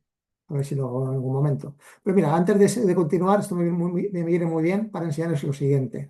Aquí estamos viendo que las etapas se ejecutan de forma secuencial o parece algo secuencial, pero dice que está fallado, realmente no se ha ejecutado, ¿vale? Para ver que realmente no se ha ejecutado, tendríamos que irnos aquí y ver los pasos. Perdón, aquí no, aquí. Y vemos cómo la primera etapa ha ido bien, la segunda ha fallado y la tercera se la ha saltado. Porque si falla una etapa, hemos dicho que se aborta el resto, ¿no? Pues esta se la ha saltado. Vamos a corregirlo rápido y con esto ya acabamos. Aquí me han faltado las comillas.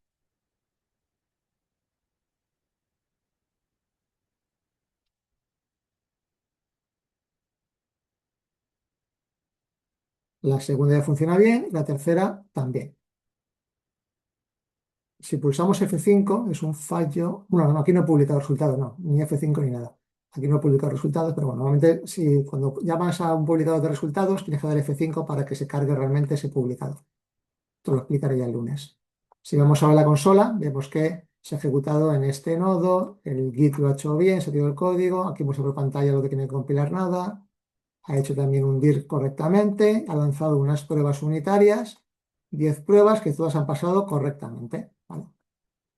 Eso sería nuestro ciclo de interacción continua. Básicamente hemos hecho un montón de pruebas, hemos descargado el código, hemos lanzado las pruebas, lo hemos compilado, todo bien. Y si ha ido todo bien, pues emitiremos un informe diciendo que todo ha ido correctamente. Este es el Hola Mundo que quería enseñaros de Jenkins. ¿Qué vamos a hacer el lunes? Vamos a trabajar el caso práctico 1.1. Está ya publicado. Si lo ponéis, lo podéis ya trastear si queréis el fin de semana. Os recomiendo que os instaléis Jenkins si queréis, para que lo podáis ejecutar. Y básicamente es lo que acabamos de ver aquí en este ejemplo, pero un poco más completo y explicando la aplicación con la que vamos a trabajar, que es la aplicación que habéis visto antes, la URL.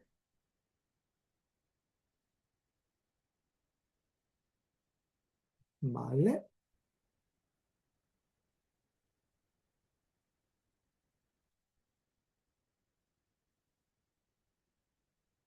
está aquí.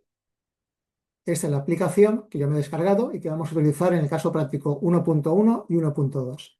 Así que si queréis ir trasteando esto, si queréis ir descargando Jenkins y haciendo alguna prueba, lo que podéis hacer es tiempo que ganáis luego para poder entender mejor lo que vamos a hacer el lunes. Pero básicamente va a ser ejecutar el caso práctico 1.1. Y como está disponible, si queréis también echarle un vistazo, pues eso que también ganamos y así seguro que lo entendéis todo mucho mejor. Vale, pues esto es todo. Dudas que tengáis. Creo que no me ha dejado nada. Pues librerías no aporta. Y, bueno, sí, la lectura recomendada. La parte de librerías compartidas o librerías dinámicas también se suele llamar, me lo salto porque realmente esto no se usa. Jenkins tiene una opción que es para crearte librerías, pero en la vida real lo que hacemos es consumir librerías, no creamos nuestras propias librerías, ¿vale? Pero que sepáis que podemos crear nuestras propias librerías.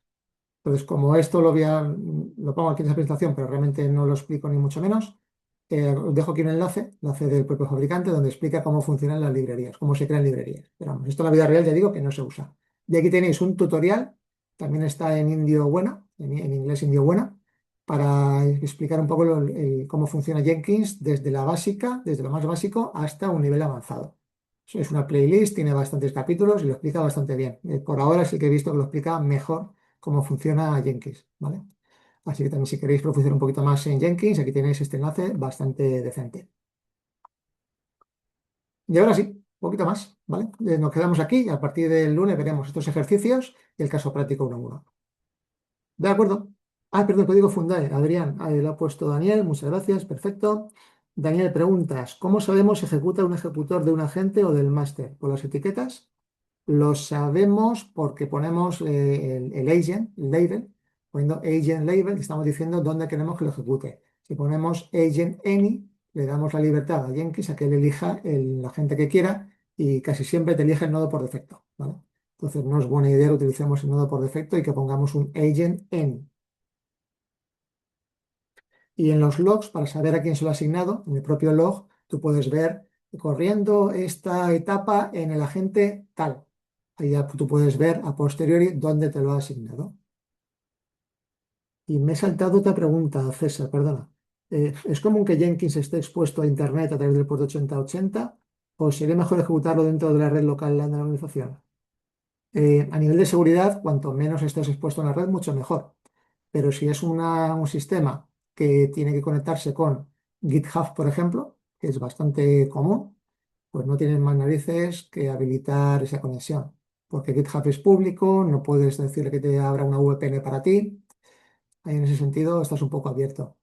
No es malo, es un sistema muy seguro, ¿vale? Es muy, muy, muy seguro. Pero lo que vuelvo a repetirlo, lo que está abierto a Internet es peligroso. Así que si lo puedes evitar, mucho mejor. Pero si no lo evitas, no, o sea, si lo evitas, no hay forma de conectar un GitHub con ese sistema.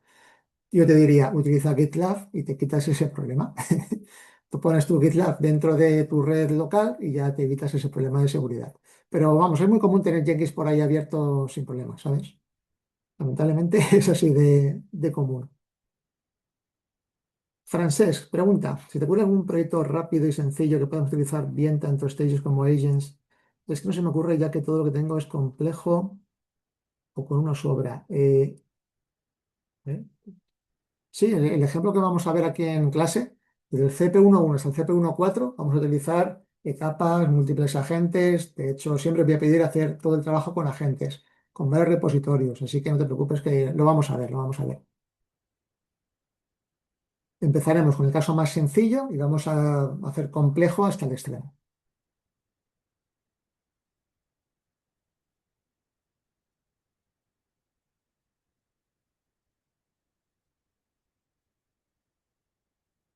¿Vale? Pues si no hay más dudas en esta parte,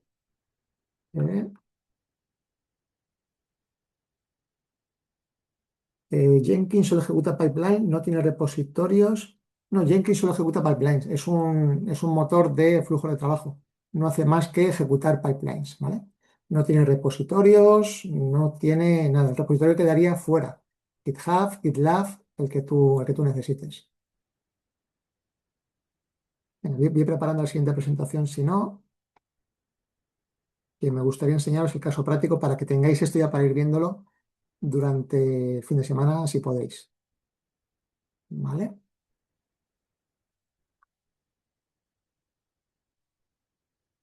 Caso práctico. Enunciado. ¿En qué consiste lo que vamos a trabajar durante los próximos 2 meses? En el inicio ya vemos que son 4 apartados. Se llaman CP11, 1.2, 1.3 y 1.4. Aquí veáis que pone ABCD. Bueno, el A es el 1, el B es el 2. Es lo mismo. ¿Qué vamos a trabajar? Control de versiones, concretamente GitHub, Jenkins, pruebas de software y manejo de AWS. Todo esto es lo que vamos a ver a grandes bloques dentro del CP1. No va a ser todo de golpe. El CP1.4 lo tiene todo de golpe, pero en el CP1.1 solo vamos a ver, bueno, vamos a ver cuatro, no está mal, muy reducido, pero bueno, realmente solo vamos a ver tres. ¿Vale? En el CP1.2 veremos todo esto, en el CP1.3 veremos solo AWS y en el CP1.4 lo veremos todo ya junto e integrado.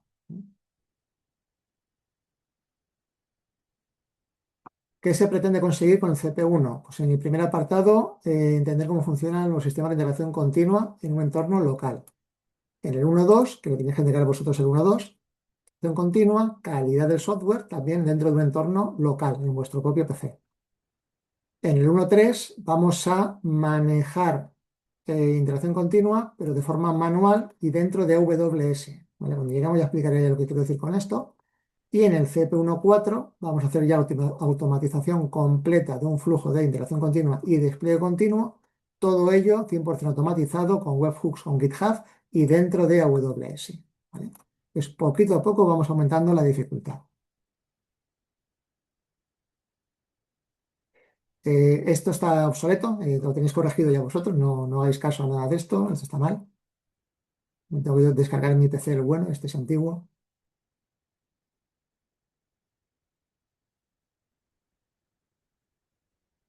Recomiendo que todo esto os lo leáis, ¿vale? Vamos a ver el apartado 1.1, que es el que vamos a empezar el lunes.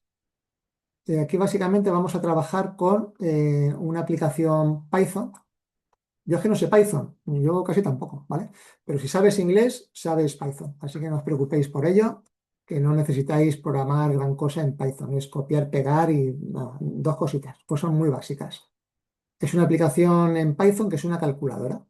Esa calculadora tiene una clase calculadora que tiene los métodos de suma, resta, multiplicación y división. ¿Qué os voy a pedir? Pues simplemente que os familiaricéis con esta librería calculadora, que veáis el código fuente como es, pues lo que utilizaremos en los casos prácticos 1 y 2. ¿Qué tenemos que hacer? Ejecutar pruebas unitarias para verificar que realmente funciona bien, que si le dices suma 2 más 2 te devuelve 4, si le dices 5 menos 3 te devuelve 2, ¿vale? Ese tipo de cositas. Y empezar a manejarnos con Jenkins.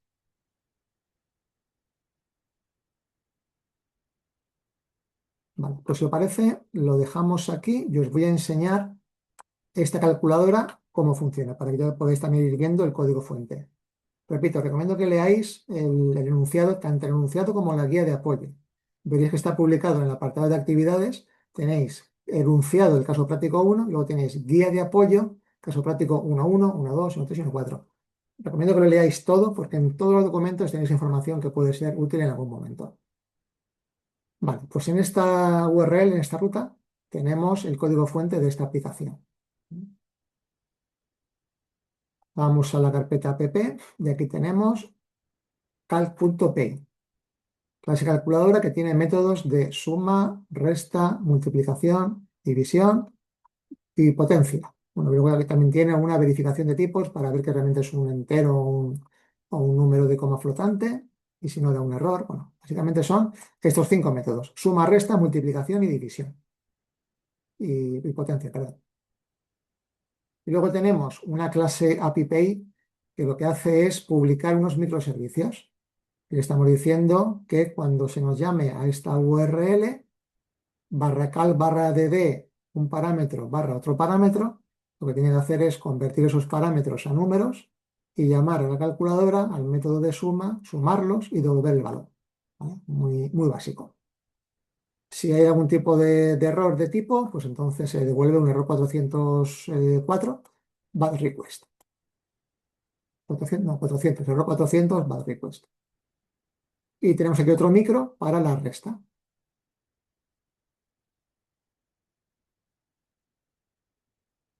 Luego tenemos métodos para hacer pruebas, pruebas unitarias. Y tenemos estas pruebas, que son las que hemos ejecutado antes. Tenemos 1, 2, 3, 4, 5, 6, 7, 8 pruebas en este fichero. 9 y 10, y tenemos aquí un total de 10 pruebas, que si nos recordamos lo que ha salido antes, al lanzar el pipeline nos decía que había 10 pruebas satisfactorias. Son estas 10 pruebas que hemos ejecutado de forma satisfactoria. ¿Vale? Luego tenemos una prueba de API REST, que lo que hacemos es llamar a la URL a esta de aquí y llamar a esta otra URL y vemos qué es lo que ocurre. Por si alguien no sabe nada, nada, nada de Python, voy a decir un poco lo básico, el hola mundo básico.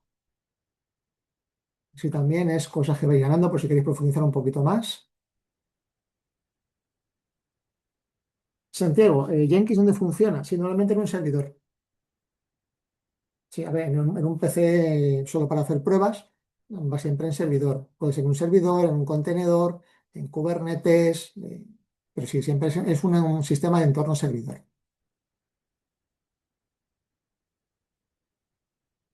Vale, aquí veis mucha basurilla, pero bueno, básicamente es lo mismo que yo tenía. Voy a ir borrando cosas por dejar un poco más limpio.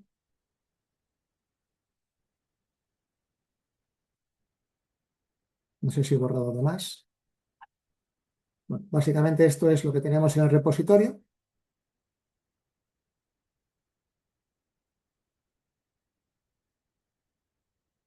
Tenemos carpeta app y carpeta test. Cosas básicas. Para poder lanzar Python tenemos que poner primero set Python path a la carpeta actual en este momento y le decimos Python app tal.py. Y me dice 4. Pues vale, ¿qué es esto de 4? Vamos a ver el código fuente para que sepáis qué es lo que he hecho.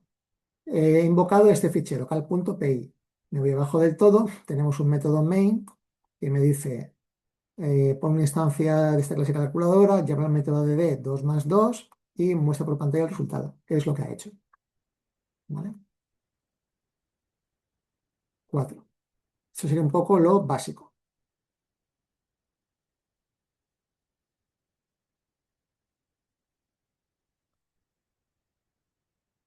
¿Vale?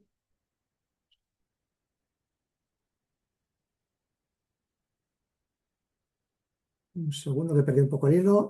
Ahora sí, perdón. Francés, GitHub Actions es muy distinto a Jenkins, es muy distinto. Hace lo mismo, o el propósito es el mismo, pero lo hace de forma muy distinta. Entonces, si aprendes uno, el otro, a ver, te va a costar poco porque el fundamento es el mismo, pero no es exactamente igual, es bastante distinto. Vale. Ah, por cierto, no sé si lo he dicho antes, hoy acabamos a las 9, que yo os he dicho antes, faltaba un minuto, no falta un minuto, faltaba media hora, que hoy teníamos clase hasta las 9. Vale, seguimos de comandos básicos. ¿Cómo lanzamos pruebas? Nos fijamos, aquí tenemos una carpeta test y dentro de test tenemos carpetas unitarias y dentro de las carpetas unitarias tenemos dos casos de prueba, caltest y utiltest. ¿Cómo lanzamos estas pruebas desde aquí? Ponemos pytest y la ruta que queremos ejecute esas pruebas, en este caso test unit. Ponemos esto y los warnings, no sé, vale, sí, son warnings por otra movida mía, pero no hacemos caso de los warnings. Ha ejecutado satisfactoriamente las 10 pruebas. ¿Vale? Aquí vemos cada puntito, es que una prueba ha ido bien. La primera prueba bien, la segunda bien, la tercera bien, la cuarta bien, así todas. En este fichero todas bien, en este fichero todas bien. Estos porcentajes, cuidado, no se refieren al porcentaje de éxitos en el fichero. Quiere decir que de todas las pruebas que pensaba ejecutar, cuando ha acabado ese fichero ha completado el 80% de las pruebas y aquí el 100%. No tiene nada que ver con el porcentaje de éxito. De hecho, el porcentaje de éxito ha sido un 100%. ¿Vale? 10 correctas de 10 ítems que ha encontrado. ¿Vale? Ya sabemos cómo ejecutar pruebas con PyTest. Y nos falta ahora saber cómo lanzar microservicios. Vale, os he dicho, todo esto lo voy a repetir el lunes, no os preocupéis, pero quiero adelantar información para que cuanto antes lo tengáis, mucho mejor. Vale, hemos dicho que este fichero b.py, aquí tenemos la descripción de nuestros microservicios. Un microservicio para la carpeta raíz, el path raíz, mejor dicho, otro para este path y otro para este path. ¿Cómo se arranca esto? Utilizamos el comando flask. Sería set flask app y le ponemos la ruta de este fichero, que es app.api.py, y a continuación flask run.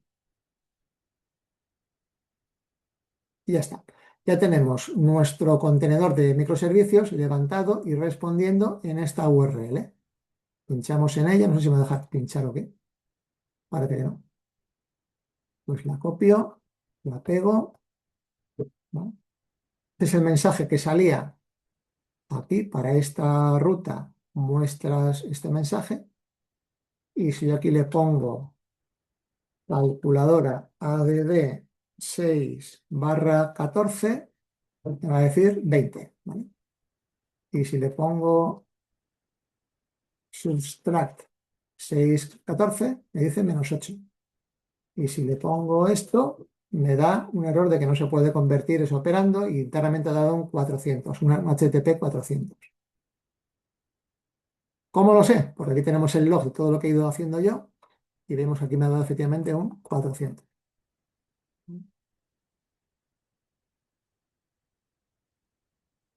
Vosotros si ponéis flash, si ponéis pytest, muy probablemente os dé error en ambos comandos. ¿Por qué? Porque cuando instaláis Python, solo se instala Python nada más. Para instalar paquetes extra se utiliza el comando pip, ¿vale? O bien pip, o bien python-m pip. Ahora pondrías install pytest, ¿vale?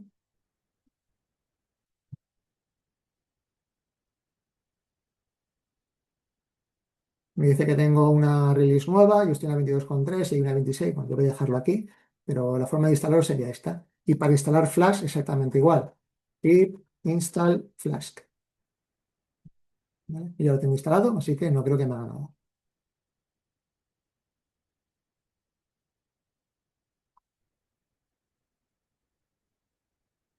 ¿Vale? Y creo que mejor lo dejamos aquí, porque no quiero empezar ya a ver ya ejemplos de estos. Lo vamos a dejar aquí si os parece, y el lunes ya lo retomamos todo. Dudas que tengáis.